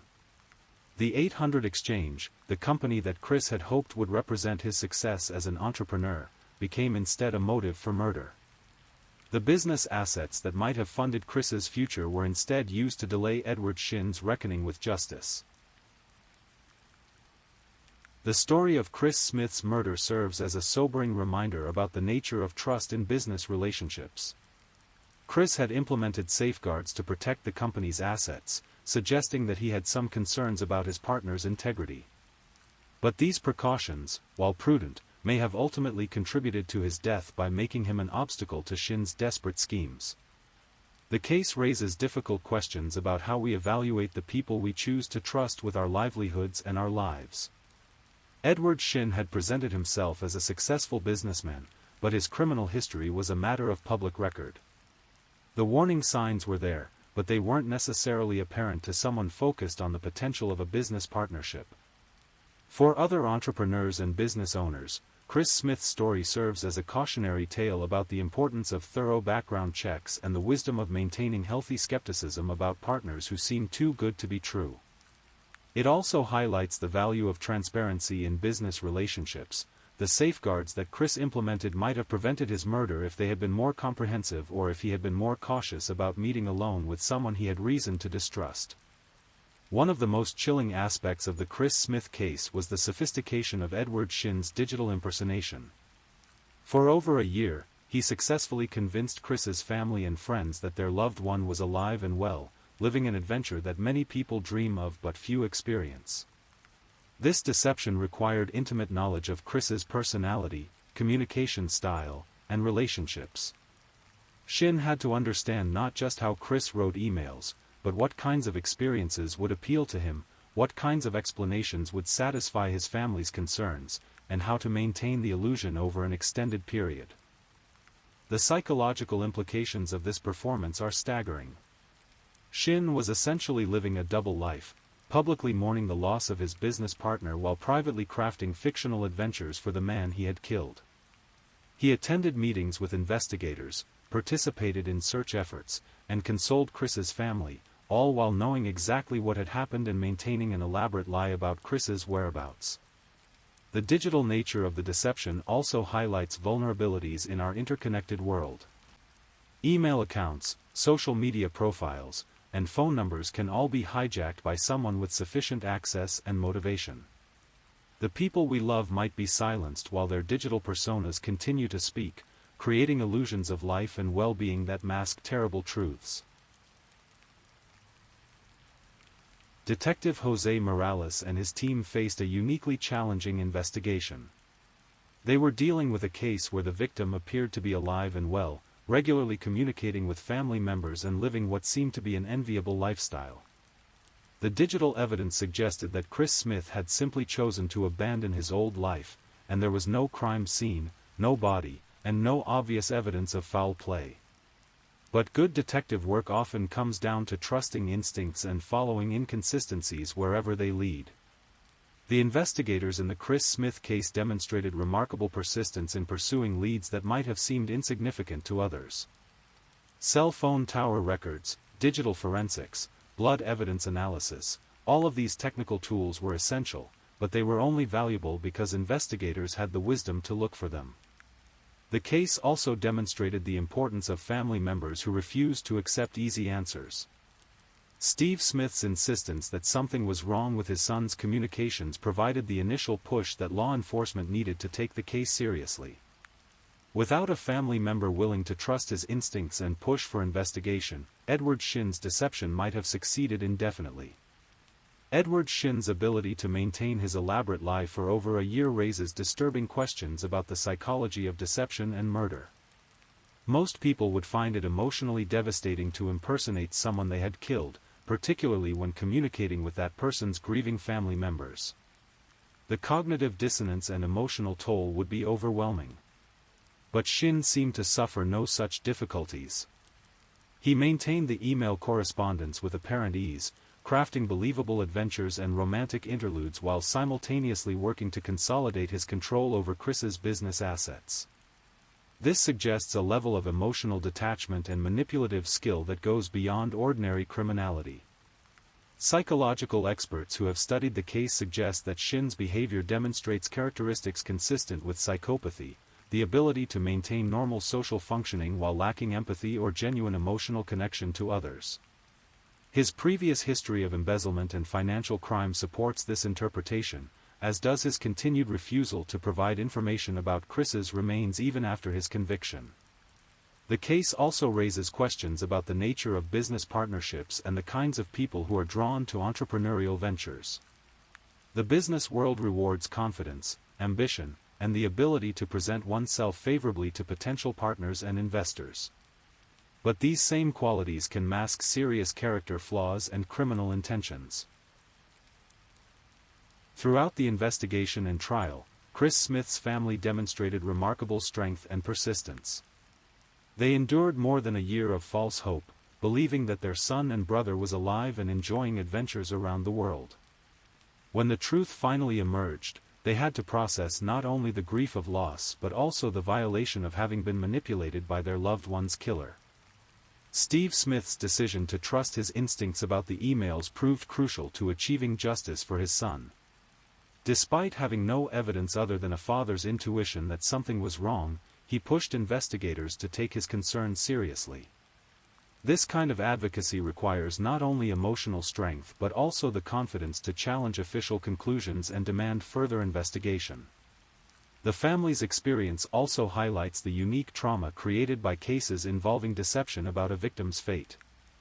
Traditional grief processes assume knowledge of loss, allowing family members to begin the healing process immediately. But when that knowledge is delayed by elaborate lies, the grief process becomes complicated by feelings of violation and betrayal. Even after achieving legal justice with Shin's conviction, the family continues to live with unanswered questions. The location of Chris's remains means they cannot provide him with a proper burial or visit a gravesite where they might feel connected to his memory. This ongoing uncertainty represents a form of continued victimization, as Shin's final act of control over the situation he created.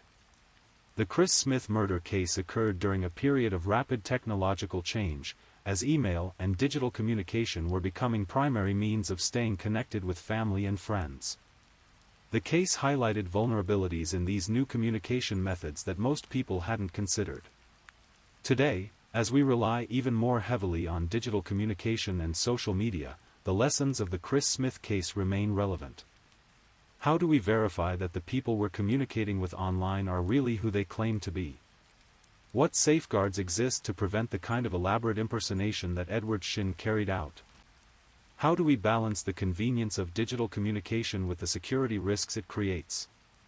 The case also raises questions about business partnerships and the due diligence required when entering into significant financial relationships with others.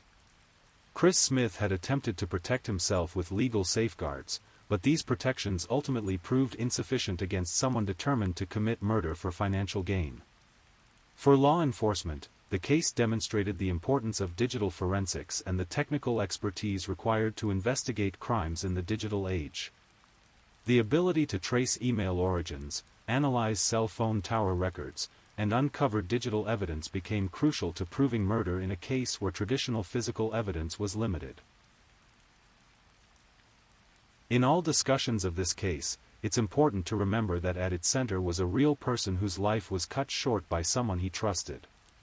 Chris Smith was not just a victim in a crime story, he was a son, a brother, a friend, and a partner to people who loved him and continue to miss him. Chris represented the entrepreneurial spirit that drives American business innovation. He was willing to take risks, to invest his time and energy in building something new, and to trust in partnerships that might create opportunities for success. His willingness to trust ultimately contributed to his death, but it also represented qualities that make business innovation and economic growth possible. The elaborate deception that followed his murder robbed his family of the opportunity to grieve properly and to celebrate his memory during the crucial period immediately after his death. Instead, they spent over a year believing he was living his best life, only to discover that he had been dead the entire time. Edward Shin will spend the rest of his life in prison, but Chris Smith's family will spend the rest of their lives dealing with the consequences of his actions. They have shown remarkable grace and strength throughout the legal process, advocating not only for justice for their son but also for other families who might face similar circumstances. The case serves as a reminder that behind every true crime story are real people dealing with real loss. The entertainment value of these stories should never overshadow the human cost of the crimes they describe or the ongoing impact on the families and communities affected by violence. As you drift off to sleep tonight, perhaps take a moment to think about the people in your life who matter most to you. Consider the trust that forms the foundation of your most important relationships, and the precious nature of the communication that keeps you connected to those you love. In a world where deception is possible and trust can be violated, the authentic connections we maintain with family and friends become even more valuable. The story of Chris Smith reminds us that life can change in an instant, that the people we trust can sometimes betray us in the most fundamental ways, and that the digital tools we use to stay connected can also be used to deceive us. But it also reminds us of the power of love and persistence, as demonstrated by a father who refused to accept that his son would simply abandon everyone he cared about. Justice was eventually served in this case, but it came at a terrible cost. Chris Smith's dreams of entrepreneurial success ended in a business office in San Juan Capistrano, and his family's dreams of his happiness ended in a courtroom where they learned the truth about his fate.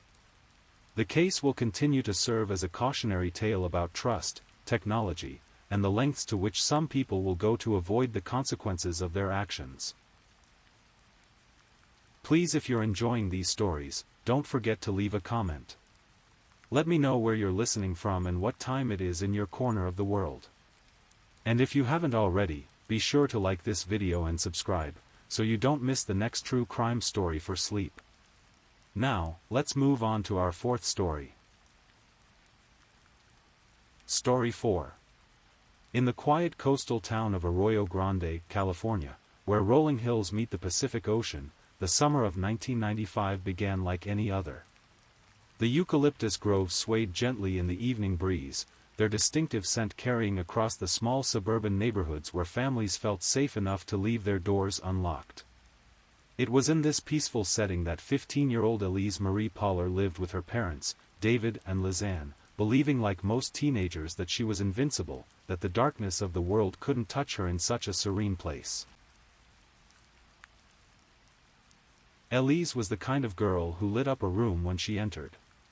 Born on April 24, 1980, she had grown into a beautiful teenager with long brown hair and expressive eyes that seemed to hold endless possibilities. She was friendly, trusting, and like many girls her age, eager to experience life beyond the protective walls of her family home. She attended Arroyo Grande High School, where she was known for her kind nature and willingness to befriend anyone who seemed lonely or left out. It was this very kindness, this openness to others, that would ultimately lead her down a path she never could have imagined. In the months leading up to that fateful summer night, Elise had begun spending time with a group of local boys who were several years older than her. To her, they represented adventure, rebellion, and acceptance into a more mature social circle. To them, however, she represented something far more sinister. The three young men who would forever change the Poller family's world were Joseph Fiorella, Jacob DeLashmet, and Royce Casey. On the surface, they might have seemed like typical small-town teenagers dealing with the usual angst and confusion of adolescence. But beneath that ordinary exterior, something much darker was brewing. The three had formed a death metal band they called Hatred, spending countless hours in garages and basements, immersing themselves in increasingly violent music and imagery. Joseph Fiorella, known as Joe to his friends, was perhaps the most complex of the three. 18 years old with an intense personality, he had developed what could only be described as an obsession with Elise. But this wasn't the innocent crush of a teenage boy. Joe's feelings toward Elise were twisted, possessive, and ultimately deadly. He spoke often to his bandmates about his dark fantasies involving the young girl, fantasies that gradually evolved from mere violent ideation into concrete plans. Jacob DeLashmet, also 18, was the follower of the group. Easily influenced and desperate to belong, he found himself swept up in Joe's increasingly disturbing world. He was the kind of young man who might have lived an unremarkable but peaceful life if he hadn't fallen under the wrong influence at such a crucial time in his development. Royce Casey, the youngest of the three at 17, completed this tragic trio. Like Jacob, he was susceptible to peer pressure and the dark magnetism that Joe seemed to possess. Together, these three young men would commit an act so heinous that it would shake their small community to its core and spark a national debate about the influence of violent media on impressionable minds. The summer of 1995 was particularly hot in Central California. The days stretched long and lazy, with the kind of heat that made everyone move a little slower, think a little less clearly. It was during these endless summer days that Joe's obsession with Elise reached its peak. He had convinced himself that killing her would somehow enhance his band's musical abilities, that her death would serve as a sacrifice to Satan that would bring them fame and success in the death metal scene. This wasn't a sudden decision born of momentary rage or passion. The three boys had been planning Elise's murder for weeks, maybe even months. They discussed it during band practice, refined the details during late-night conversations, and gradually convinced themselves that what they were planning was not just acceptable, but necessary for their artistic and spiritual evolution. The manipulation began slowly. Joe started paying more attention to Elise, making her feel special and wanted. He and his friends would include her in their social activities, making her feel like she was finally part of the cool, older crowd she had always admired from a distance. They were patient predators, carefully grooming their victim while she remained completely unaware of their true intentions. Elise, like many teenagers, was navigating the complex social dynamics of high school while trying to establish her independence from her parents. She was at that vulnerable age where the approval of older, seemingly more sophisticated peers meant everything. When Joe and his friends invited her to spend time with them, she felt flattered and excited. She had no way of knowing that every friendly gesture, every inclusion in their group activities, was part of a carefully orchestrated plan that would end in her death. On the evening of July 22, 1995, Elise made a decision that would cost her everything. Her parents were at home, probably watching television or reading, comfortable in the knowledge that their daughter was safe in her bedroom. But Elise had other plans. She had arranged to meet Joe, Jacob, and Royce for what she thought would be another evening of teenage adventure and bonding. The summer night was warm and inviting as Elise quietly slipped out of her family home. The streets of Arroyo Grande were peaceful, lit by street lamps that cast long shadows across the pavement. She walked through her neighborhood with the confidence of someone who had never truly encountered evil, never imagined that people she considered friends could harbor such dark intentions. The meeting place was a secluded area in the eucalyptus groves that dotted the landscape around Arroyo Grande. These groves were common in Central California, their tall, aromatic trees providing privacy and shelter from the outside world. For teenagers, they represented the perfect place to gather away from the watchful eyes of parents and authorities. For Elise's killers, they provided the isolation necessary to carry out their horrific plan. When Elise arrived at the grove, she was greeted by the three young men she had come to trust. There was probably small talk, maybe some nervous laughter as they settled into their usual dynamic. Elise had no reason to suspect that this night would be any different from the others they had spent together. She was 15 years old, full of life and dreams for the future, completely unaware that she had walked into a carefully laid trap. What happened next would haunt the Arroyo Grande community for decades to come. The attack began suddenly and without warning. Jacob DeLashmet, following the plan they had discussed so many times before, grabbed a belt and wrapped it around Elise's neck. The realization of what was happening must have hit her like a physical blow. The confusion, the terror, the desperate understanding that the boys she had trusted were trying to kill her. As Jacob strangled her with the belt, Joe Fiorella produced a hunting knife. With methodical precision, he stabbed Elise in the neck, beginning what would become a prolonged and agonizing assault. But the horror didn't end there. All three boys took turns with the knife, stabbing their victim repeatedly in the neck and back. The attack was frenzied yet organized, the result of careful planning combined with uncontrolled rage. Even as Elise lay dying, calling out for her mother in her final moments, the attack continued. Royce Casey, the youngest of the group, stomped on the back of her neck with his boot, adding physical brutality to the wounds already inflicted by the knife. The level of violence was extraordinary, far beyond what would have been necessary to kill their victim. This wasn't just murder, it was torture, an expression of hatred and violence that seemed to come from somewhere beyond ordinary human experience. In total, Elise was stabbed 12 times. None of these wounds were immediately fatal, which meant she suffered through each one, feeling her life slowly draining away in that isolated grove. The medical examiner would later determine that she died from blood loss, a slow and painful death that gave her time to understand exactly what was happening to her. But the horror of that night didn't end with Elise's death.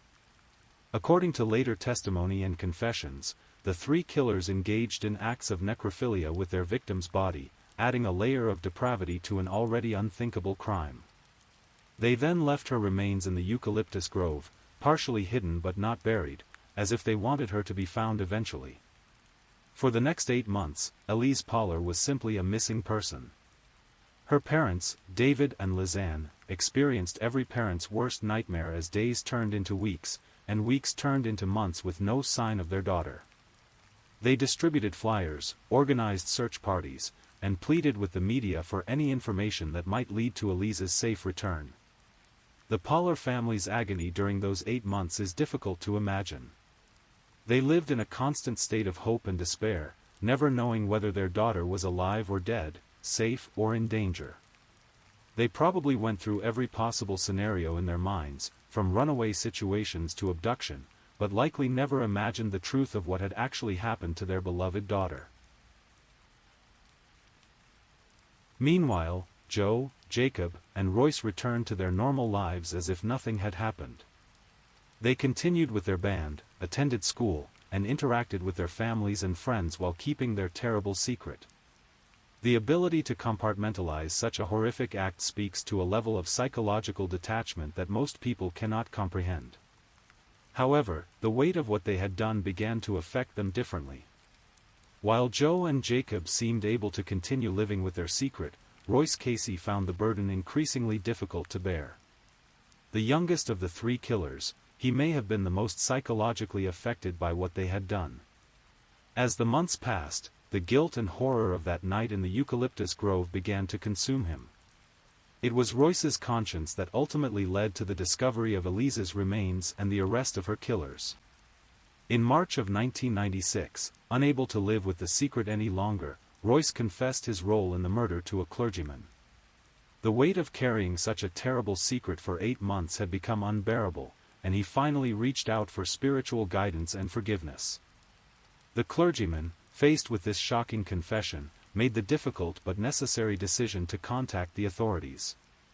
This decision would finally bring some measure of closure to the Poller family, but it would also begin a legal process that would take years to resolve and raise questions that extended far beyond the guilt or innocence of 3 young killers. When police arrived at the location Royce had described, they found Elise's partially mummified remains exactly where he said they would be. After 8 months in the California elements, her body was in an advanced state of decomposition, but there was enough physical evidence to confirm both her identity and the violent nature of her death. The discovery of Elise's body brought the family's long period of uncertainty to an end, but it also began a new chapter of grief and legal proceedings that would consume their lives for years to come. The autopsy confirmed what Royce had confessed: Elise had been strangled, stabbed multiple times, and left to die in that isolated grove. The physical evidence supported every detail of the horrific crime that had been described.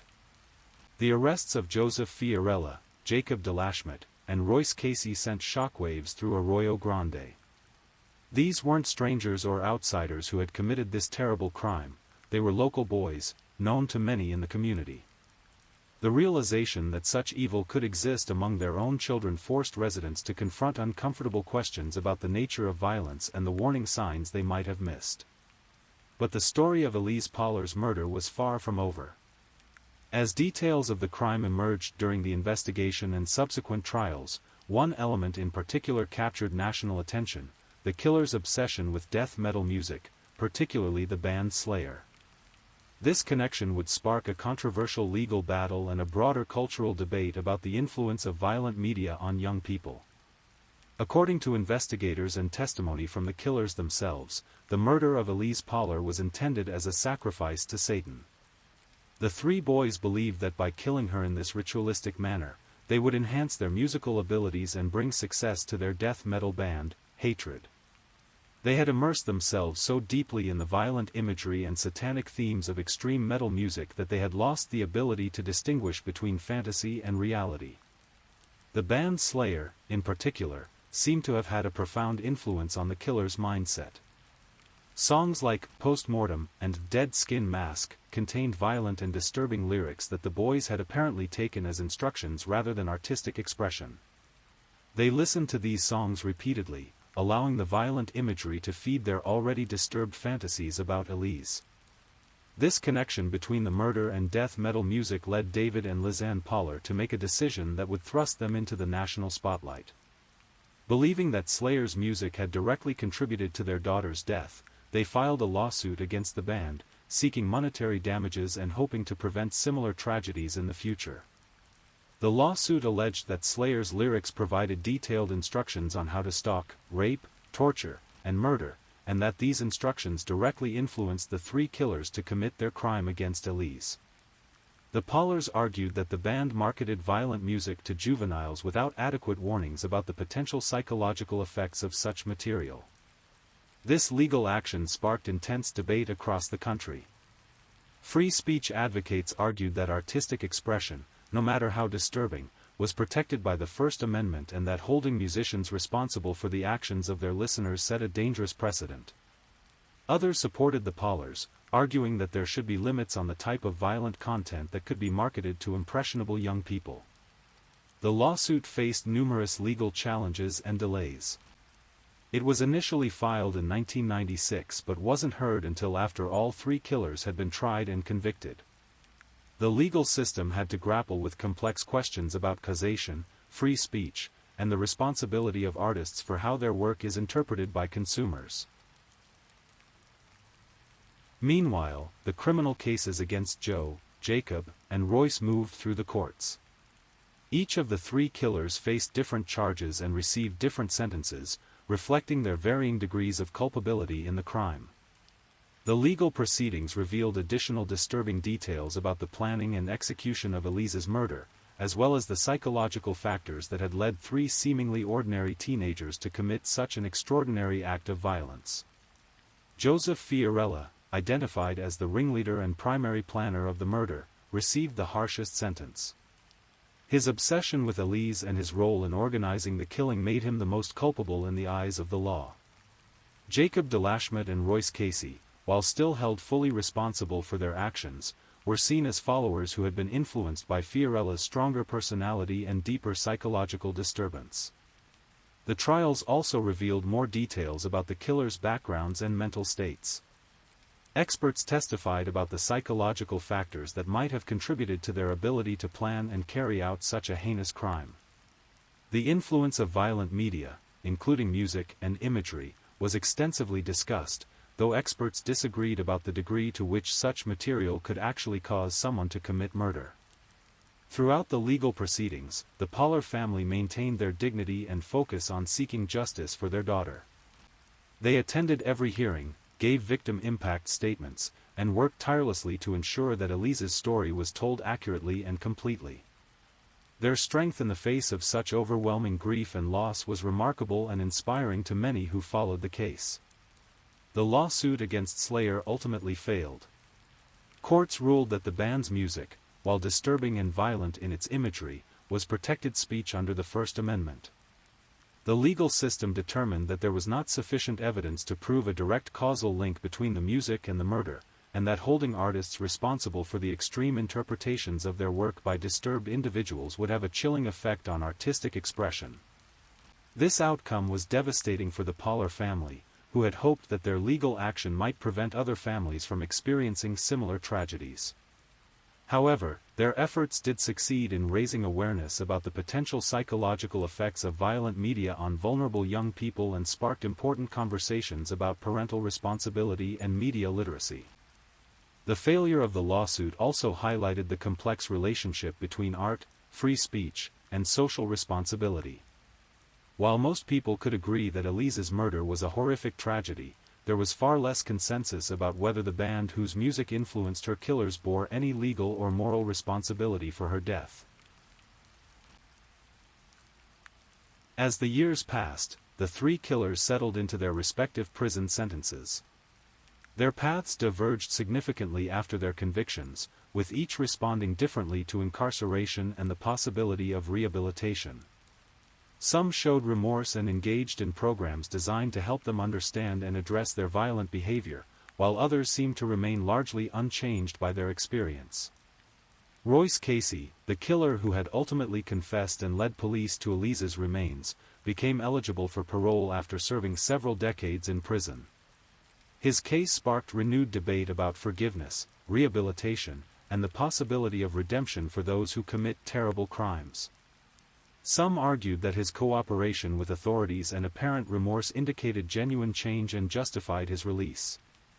Others, particularly Elise's family and friends, believed that the severity of his crime warranted life imprisonment regardless of his subsequent behavior. The parole hearings for Elise's killers became emotional events that reopened old wounds for her family and the Arroyo Grande community.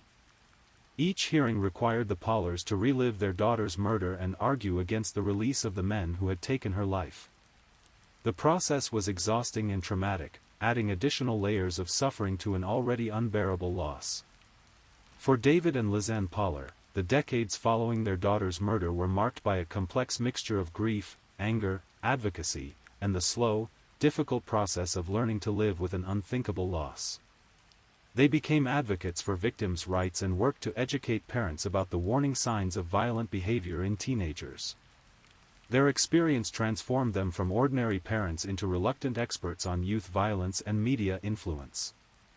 The case also had lasting effects on the Arroyo Grande community. The murder of Elise Poller shattered the small town's sense of security and innocence. Parents became more vigilant about their children's friends and activities, and the local schools implemented new programs designed to identify and address signs of violent ideation among students. The eucalyptus grove where Elise was murdered became an unofficial memorial site, visited by family members, friends, and others who wanted to pay their respects. The location served as a stark reminder of the evil that had been perpetrated there, but also as a place of remembrance for a young life cut tragically short. Elise's story has been featured in numerous true crime documentaries, podcasts, and articles over the years, ensuring that her memory lives on and that the lessons of her case continue to be discussed. Some have noted similarities between her murder and elements of the plot in the movie Jennifer's Body, though the filmmakers have not officially acknowledged any connection to the real-life case. The enduring fascination with Elise Poller's murder reflects several broader cultural anxieties: the fear that violent media can corrupt young minds, the horror of discovering that ordinary-seeming people can harbor murderous intentions, and the challenge of protecting children in an increasingly complex and dangerous world. As we reflect on this tragic case more than 25 years after Elise's death, several important lessons emerge. First, the importance of paying attention to warning signs of violent behavior in young people, including obsessive interests in violent media, social isolation, and concerning statements about harming others. Second, the need for parents and communities to maintain open communication with teenagers about the media they consume and the friends they spend time with. The case also illustrates the complex relationship between mental health, social influence, and violent behavior. While millions of people listen to death metal music without ever committing violent acts, the combination of that music with pre-existing psychological disturbance and negative peer influence proved deadly in this instance.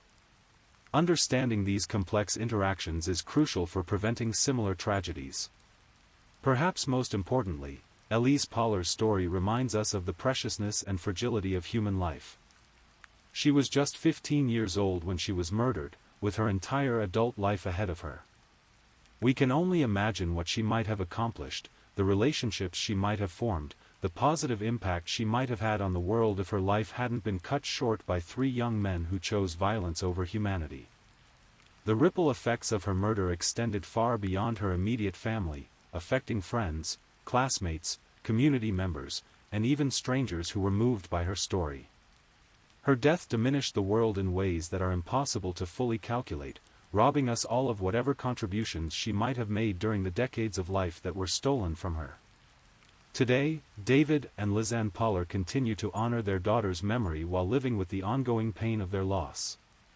They have shown remarkable strength and resilience in the face of unimaginable tragedy, channeling their grief into efforts to prevent other families from experiencing similar heartbreak. The 3 men who killed Elise remain in prison, their own lives forever defined by the terrible choices they made as teenagers. Whether they have found genuine remorse and rehabilitation, or whether they remain the same disturbed individuals who planned and carried out such a heinous crime, is known only to those who interact with them regularly within the prison system. As we close this tragic tale, we remember Elise not as a victim, but as a vibrant 15-year-old girl who trusted the wrong people and paid the ultimate price for that trust. Her story serves as a warning about the darkness that can lurk beneath seemingly ordinary surfaces, and the importance of protecting the innocent and vulnerable in our communities. In the quiet eucalyptus groves of Arroyo Grande, where the evening breeze still carries the distinctive scent of those tall trees, locals sometimes pause to remember the young girl whose life ended there so violently. Her memory lives on, a reminder of both the evil that humans are capable of, and the preciousness of every life that evil seeks to destroy. The murder of Elise Poller remains one of the most disturbing crimes in California's recent history, not just because of its violence, but because of what it revealed about the capacity for ordinary teenagers to commit extraordinary evil. Her story continues to resonate because it forces us to confront uncomfortable truths about youth violence, media influence, and the sometimes thin line between fantasy and reality in disturbed minds. As the years pass and new generations learn about this case, Eliza's story continues to serve its purpose, reminding us to stay vigilant, to pay attention to warning signs, and to never take for granted the safety and security of those we love. In death, she became a teacher, her tragic fate serving as a lesson that might help prevent other families from experiencing similar loss. And so we remember Elise Marie Poller, not just as the victim of a senseless crime, but as a daughter, a friend, and a young woman whose life mattered deeply to those who knew and loved her. Her story is one of tragedy, but also of the enduring power of love and memory to transcend even the darkest human actions. Please, if you're still awake, let's move on to our last story. Story 5. On a cold December evening in 1991, the city of Austin, Texas, was about to lose its innocence forever. What began as an ordinary Friday night at a small yogurt shop in a quiet strip mall would become one of the most haunting unsolved mysteries in American criminal history. This is the story of 4 young lives cut tragically short, and the decades-long search for justice that continues to this day. December 6, 1991, started like any other winter evening in North Austin. The "I can't believe it's yogurt" shop sat nestled in a modest strip mall along Anderson Lane, its warm lights cutting through the early darkness of winter. Inside, 17-year-old Eliza Thomas was working her shift, wiping down tables and preparing for the end of another day. She wasn't alone in her plans for the evening. Eliza had made arrangements to meet 3 friends after her shift ended. 17-year-old Jennifer Harbison, a vibrant teenager with dreams ahead of her, was planning to stop by with her younger sister, 15-year-old Sarah. The Harbison sisters were close, the kind of siblings who did everything together. Also joining them would be 13-year-old Amy Ayers, the youngest of the group, whose bright smile and gentle nature had endeared her to everyone she met. These weren't just casual acquaintances meeting for a late-night hangout. They were close friends, the kind who shared secrets, dreams, and the innocent adventures that mark the teenage years. Amy, despite being the youngest, was mature for her age and well-liked by the older girls. The Harbison sisters treated her like family, and Eliza had become something of a mentor to her. As the evening progressed, customers gradually dwindled. The yogurt shop, like many small businesses in the area, typically saw its last customers leave well before closing time during the week. By 10:30 p.m., the shop was quiet, and Eliza began her closing routine. She had done this countless times before, counting the register, cleaning the soft-serve machines, wiping down surfaces, and securing the small establishment for the night. What she didn't know was that somewhere in the shadows, evil was watching and waiting. The first sign that something was terribly wrong came at approximately 11:47 p.m., when Austin Fire Department units responded to reports of a fire at the strip mall. The call had come from a passerby who noticed flames flickering behind the windows of the yogurt shop. Firefighters arrived expecting a routine commercial fire, perhaps caused by faulty wiring or an overheated appliance. Captain John Davenport was among the first to enter the building after his crew had knocked down the flames. The fire had been concentrated primarily in the back area of the shop, in what appeared to be a storage room. As the smoke cleared and visibility improved, Davenport began to make his way through the debris and water-soaked interior. What he discovered would haunt him for the rest of his life. In the back room of the yogurt shop, amid the charred remains and acrid smell of smoke, lay the bodies of 4 young girls. They had been bound with their own clothing, shot in the head, and left to burn.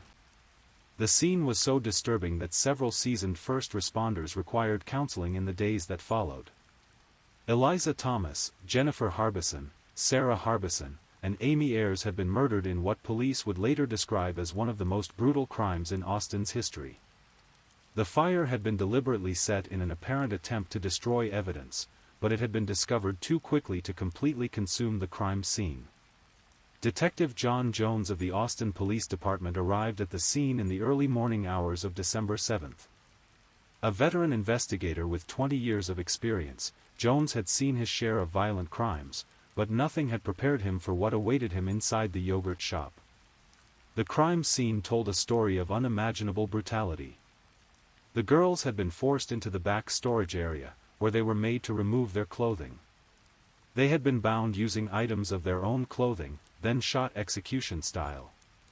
The killer or killers had then attempted to destroy the evidence by setting fire to the building. Evidence at the scene suggested that this had likely begun as a robbery. The cash register had been opened and emptied, with approximately $540 missing. However, the violence that followed went far beyond what would be expected in a simple robbery gone wrong. The methodical nature of the murders, the binding of the victims, and the attempt to destroy evidence suggested a level of premeditation and brutality that shocked even experienced investigators. DNA evidence was collected from the scene, though forensic technology in 1991 was far more limited than it would become in later years. Semen was found at the scene, indicating that at least one of the girls had been sexually assaulted before being murdered. This evidence would become crucial to the investigation, though it would take years for technology to advance to the point where it could be properly analyzed. The medical examiner's report revealed that each girl had been shot once in the head with a small caliber weapon, likely a .22 or .25 caliber pistol.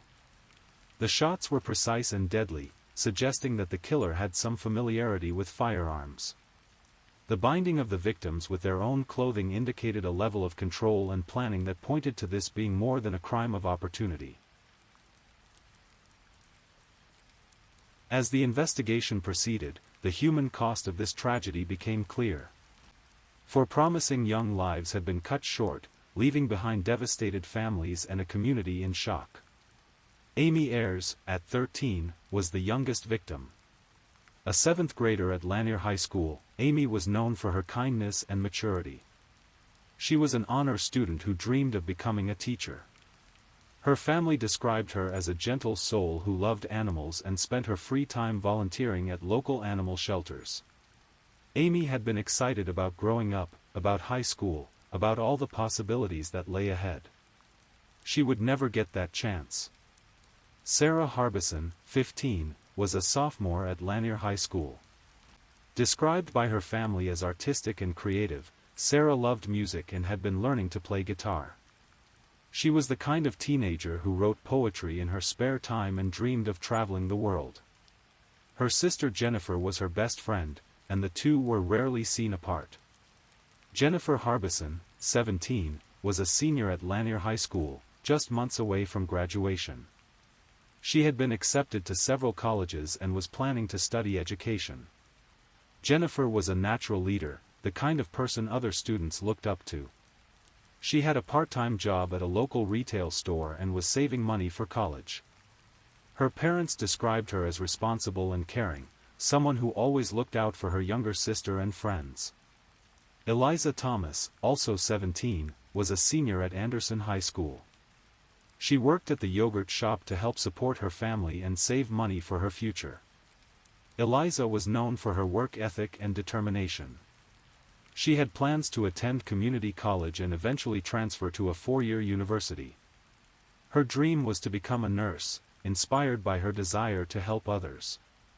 Her co-workers at the yogurt shop described her as reliable and friendly, someone who took pride in her work and treated customers with genuine kindness. These weren't just statistics or case files. They were daughters, sisters, friends, and students with hopes, dreams, and bright futures ahead of them. Their deaths sent shockwaves through the Austin community and marked what many consider the end of the city's innocence. In the days following the murders, Austin police were inundated with tips and leads. The brutal nature of the crime and the young age of the victims had captured public attention, and everyone wanted to help solve the case. Unfortunately, this also meant that investigators had to sort through hundreds of false leads, mistaken sightings, and well-intentioned but ultimately unhelpful tips. One of the earliest promising leads came from witnesses who reported seeing suspicious individuals in the area around the time of the murders. Several people reported seeing a group of young men loitering near the strip mall in the hours before the fire was discovered. However, When police followed up on these sightings, they were unable to locate or identify the individuals in question. The investigation also focused heavily on the missing money from the cash register. Police theorized that the perpetrators might try to spend the stolen cash in the immediate aftermath of the crime, and they alerted local businesses to be on the lookout for anyone making unusual purchases with small bills. This approach yielded several potential leads but ultimately proved unsuccessful. Within weeks of the murders, Austin police had interviewed hundreds of potential witnesses and followed up on countless tips. They had also begun the painstaking process of eliminating suspects, including employees of the yogurt shop, delivery personnel, and anyone else who had regular access to the building. One particularly promising lead came from the discovery of a suspicious vehicle that had been seen in the area. Witnesses reported seeing a light-colored sedan parked near the strip mall on the night of the murders, and police launched an extensive search for the vehicle. However, this lead, like so many others, eventually led nowhere. 3 years after the murders, in 1994, the case took a dramatic turn when a man named Maurice Pierce walked into an Austin police station and confessed to the crime. Pierce, who had a history of mental illness and minor criminal offenses, provided police with detailed information about the murders that had not been released to the public. Pierce claimed that he and 3 other men had robbed the yogurt shop and killed the girls. He named his accomplices as Robert Springsteen, Michael Scott, and Forrest Wellborn, all of whom were in their teens at the time of the murders. Pierce's confession was detailed and disturbing, describing how the group had planned the robbery and how the situation had escalated to murder. Initially, investigators were skeptical of Pierce's confession. Over the years, they had received dozens of false confessions, and Pierce's history of mental illness raised red flags. However, the details he provided about the crime scene and the murders themselves were remarkably accurate, including information that had never been made public. Under questioning, Pierce claimed that the robbery had been Springsteen's idea, and that Scott and Wellborn had gone along with the plan. According to Pierce, they had initially intended only to rob the yogurt shop but had killed the girls to eliminate witnesses. He described a scene of chaos and violence that matched the physical evidence found at the crime scene. The confession was compelling enough that police began investigating Pierce's named accomplices. They discovered that all 4 men had been questioned shortly after the murders as part of the routine canvassing of the neighborhood, but had been cleared at the time. Now, with Pierce's confession in hand, they took a much closer look at the group. In October 1999, nearly 8 years after the murders, Austin police announced the arrests of all 4 suspects named in Pierce's confession. Maurice Pierce, Robert Springsteen, Michael Scott, and Forrest Wellborn were all taken into custody and charged with capital murder. The arrest sent shockwaves through Austin. After years of dead ends and false hope, it seemed that justice might finally be within reach for the families of the 4 victims. The local media covered the arrests extensively, and many in the community felt a sense of relief that the case might finally be solved. However, the arrests also raised troubling questions. The suspects had all been teenagers at the time of the murders, and there was little physical evidence linking them to the crime scene. Pierce's confession remained the primary evidence against the group, and his mental health history continued to be a concern for some observers. As the cases moved toward trial, prosecutors faced the challenging task of building a case that relied heavily on confession evidence. The DNA evidence collected at the scene had not matched any of the suspects, though prosecutors argued that this could be explained by degradation of the samples or contamination of the evidence. The defense attorneys for the accused men maintained their innocence and argued that Pierce's confession was the product of mental illness and false memory. They pointed out that none of the other physical evidence collected at the scene supported Pierce's version of events. The first to go to trial was Robert Springsteen in 2001, 10 years after the murders. The prosecution's case relied heavily on Pierce's confession and on statements that Springsteen had allegedly made to police during questioning. The defense argued that Springsteen had been coerced into making incriminating statements and that Pierce's confession was unreliable. The trial was emotionally charged, with family members of the victims testifying about the impact the murders had had on their lives.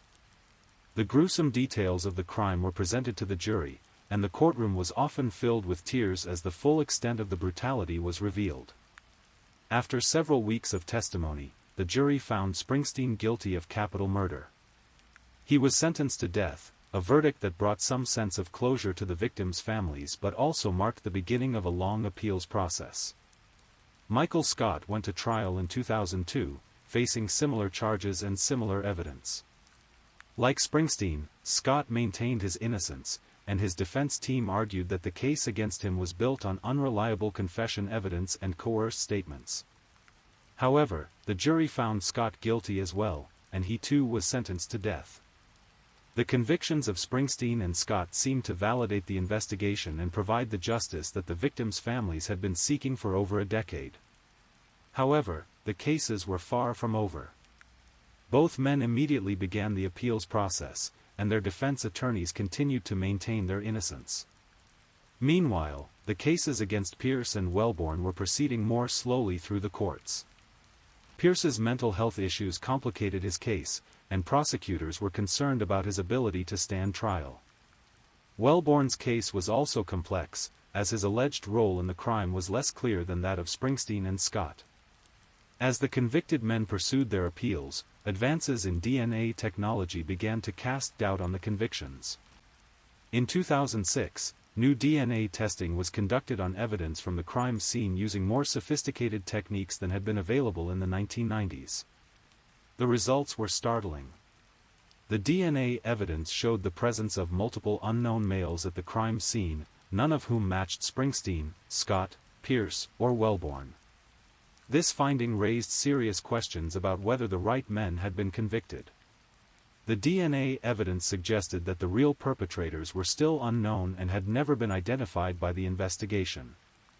This was a devastating blow to the prosecution's case and a vindication for the defense attorneys who had maintained their client's innocence from the beginning.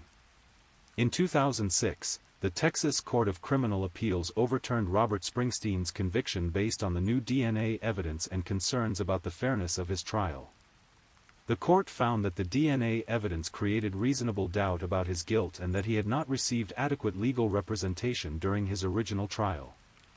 Michael Scott's conviction was also overturned in 2009, for similar reasons. After spending years on death row for crimes they maintained they did not commit, both men were freed from prison. The other two suspects, Pierce and Wellborn, had their charges dropped as well. The overturned convictions were a crushing blow to the victims' families, who had believed that justice had finally been served. Instead, they were back where they had started, with no answers and no accountability for the deaths of their loved ones. With the original suspects cleared, Austin police found themselves back at square one. The case was officially reopened, and investigators began looking at the evidence with fresh eyes, guided by the new DNA findings. The DNA evidence indicated that there had been at least 2 unknown males at the crime scene, suggesting that this had indeed been a group crime as originally theorized. However, the identity of these individuals remained a complete mystery. Investigators began re-examining all of the evidence collected at the original crime scene, using modern forensic techniques that had not been available in 1991. They also began looking at similar crimes in the area around the time of the murders, searching for patterns that might lead them to the real perpetrators. The case attracted renewed media attention, with several documentaries and news programs examining the investigation and the wrongful convictions. The story became a cautionary tale about the dangers of relying too heavily on confession evidence and the importance of physical evidence in criminal cases. One of the most significant developments came from the advancement in DNA database technology. By the late 2000s, law enforcement agencies were able to compare DNA evidence from crime scenes to much larger databases of offenders. However, despite these advances, the DNA from the yogurt shop crime scene has never matched any known offender in the system. As the investigation continued into the 2010s and beyond, new theories about the crime began to emerge. Some investigators began to focus on the possibility that the murders had been committed by transient individuals who had moved through Austin and might never have been arrested for other crimes. Others theorize that the perpetrators might have been military personnel stationed at one of the nearby bases, which could explain why they had never been identified through routine criminal investigations. This theory suggested that the individuals might have been deployed overseas or transferred to other locations shortly after the murders, making them difficult to track down. Another theory that gained some traction was that the crime might have been connected to organized criminal activity, possibly drug-related. Austin in the early 1990s was experiencing an increase in drug-related violence, and some investigators wondered if the yogurt shop murders might have been connected to this broader pattern of crime. However, none of these theories has led to concrete evidence or new arrests. The case remains frustratingly unsolved, despite the best efforts of multiple generations of investigators. Throughout the decades of investigation, false hope, and renewed disappointment, the families of the 4 victims have endured unimaginable pain. They have watched as suspects were arrested, convicted, and then freed. They have seen their daughters' cases become the subject of media speculation and amateur detective work. Through it all, they have maintained their dignity and their commitment to finding justice. Amy Ayer's family has been particularly vocal about their frustration with the investigation. They have criticized what they see as missteps by law enforcement and have advocated for new approaches to solving the case. Despite their pain, they have also worked to keep Amy's memory alive, establishing scholarships in her name and supporting causes that were important to her. The Harbison family has struggled with the loss of both Jennifer and Sarah, 2 sisters who were taken in the same brutal crime. Their parents have spoken about the difficulty of grieving for 2 children simultaneously and the way the unsolved nature of the case has made it impossible to find closure. Eliza Thomas's family has worked to honor her memory by supporting educational causes and by advocating for other victims of violent crime. They have also been active in efforts to improve the investigation and bring new attention to the case. All of the families have expressed frustration with the pace of the investigation and what they see as a lack of communication from law enforcement. However, they have also expressed gratitude for the many investigators who have worked on the case over the years and continue to search for answers. In recent years, there have been several new developments in the case that have renewed hope for a resolution. Advances in DNA technology have made it possible to extract genetic information from increasingly small and degraded samples, raising the possibility that evidence from the crime scene could yield new leads.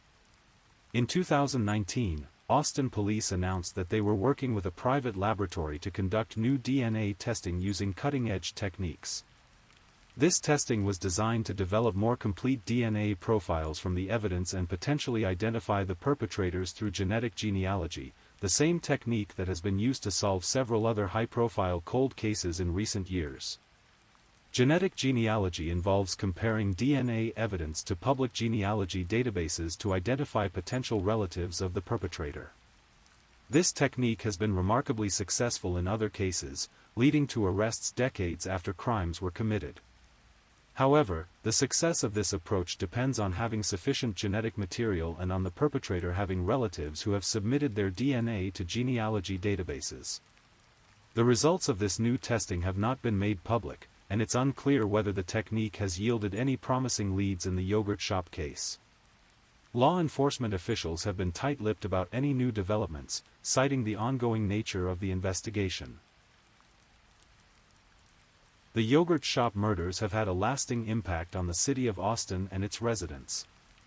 Many longtime residents mark the crime as the moment when Austin lost its small-town innocence and became a big city with big city problems. The case has also had a significant impact on law enforcement practices in Austin and across Texas. The wrongful convictions of Springsteen and Scott led to reforms in interrogation techniques and greater emphasis on the importance of physical evidence in criminal cases. The case has become a touchstone for discussions about criminal justice reform, wrongful convictions, and the reliability of confession evidence. It has been studied in law schools and police academies as an example of how well-intentioned investigations can go wrong. For the Austin Police Department, the case remains a priority and a source of ongoing frustration. Several generations of detectives have worked on the case, and it has become a career-defining challenge for many of them. The department has dedicated significant resources to the investigation over the years and continues to follow up on new leads as they develop. The yogurt shop murders case offers several important lessons about criminal investigations and the pursuit of justice. Perhaps most importantly, it demonstrates the danger of relying too heavily on confession evidence, particularly when the confessions come from individuals with mental health issues or other complications. The case also highlights the importance of physical evidence and the need for investigators to remain open to new possibilities even when they believe they have solved a case. The DNA evidence that eventually cleared the original suspects was available from the beginning, but the technology to properly analyze it was not. The investigation also demonstrates the importance of patience and persistence in cold case investigations. Despite decades of frustration and false leads, investigators have continued to work on the case and pursue new avenues of investigation. This dedication offers hope that the case may eventually be solved. The case has also shown the importance of advances in forensic technology in solving cold cases.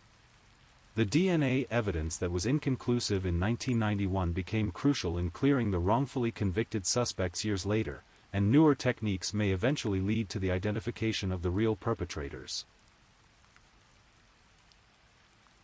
Today, more than 3 decades after that terrible night in December 1991, the search for justice continues. The Austin Police Department still receives tips about the case, and investigators continue to follow up on new leads as they develop. The case has been featured in numerous documentaries, podcasts, and news programs, keeping it in the public eye and potentially reaching someone who might have crucial information. Social media has also provided new avenues for sharing information about the case and appealing for tips from the public. The families of the victims continue to advocate for renewed attention to the case and for the application of new investigative techniques. They have not given up hope that someday they will have answers about what happened to their daughters and sisters. Law enforcement officials remain committed to solving the case, despite the passage of time and the many false leads they have followed over the years. They have consistently stated that the case remains an active investigation and that they will continue to pursue any credible leads that develop. The case has also attracted the attention of amateur investigators and true crime enthusiasts, some of whom have developed their own theories about the crime. While law enforcement officials are generally skeptical of amateur investigations, they have occasionally followed up on tips and theories generated by private individuals. As we drift towards sleep tonight, the yogurt shop murders remain one of America's most haunting unsolved crimes. For young lives were cut short on that December night in 1991, and despite decades of investigation, we still don't know who was responsible for their deaths. The case serves as a reminder of the fragility of life and the randomness of violence. Eliza Thomas was simply doing her job, working an evening shift to save money for her future. Jennifer and Sarah Harbison were sisters looking forward to spending time with friends. Amy Ayers was a 13-year-old girl excited about growing up and all the possibilities that lay ahead. None of them could have imagined that their lives would end in such a terrible way, or that their deaths would become the subject of one of the most extensive criminal investigations in Texas history. They were ordinary teenagers living ordinary lives until they encountered extraordinary evil. Their families continue to wait for answers, for justice, for some sense of closure that might allow them to properly grieve and move forward. The Austin community continues to remember the 4 girls and to hope that someday their killer or killers will be brought to justice. The investigators who have worked on this case over the years have dedicated countless hours to seeking the truth. Some have retired, others have moved on to different assignments, but the case has left its mark on all of them. They carry with them the faces of 4 young girls and the weight of unsolved questions. Perhaps someday, new evidence will emerge. Perhaps advances in technology will finally identify the perpetrators.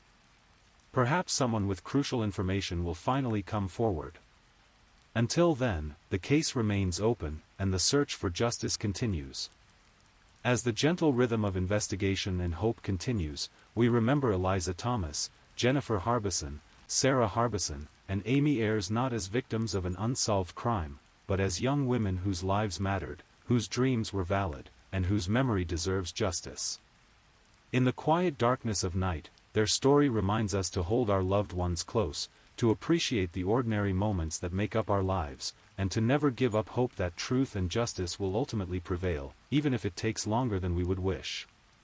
The yogurt shop murders remain unsolved, but they are not forgotten. Somewhere out there, someone knows what happened on that December night in 1991. Someday, perhaps, they will find the courage to speak, and 4 families will finally have the answers they have been seeking for more than 30 years. Until that day comes, the investigation continues, the families remember, and the community hopes. In the end, that may be all we can do: remember the victims, support their families, and trust that justice, though delayed, will someday be served. The soft whisper of unresolved questions fades into the night, carrying with it the hope that tomorrow might bring new answers, new leads, and perhaps, finally, the truth that has remained hidden for so many years. Thank you for listening to tonight's true crime story. Rest peacefully, knowing that another story awaits you next time, ready to accompany you on another journey toward restorative sleep. But if you're still awake, don't forget to like and subscribe so you don't miss our next true crime stories. And until next time, stay safe and take care. Good night.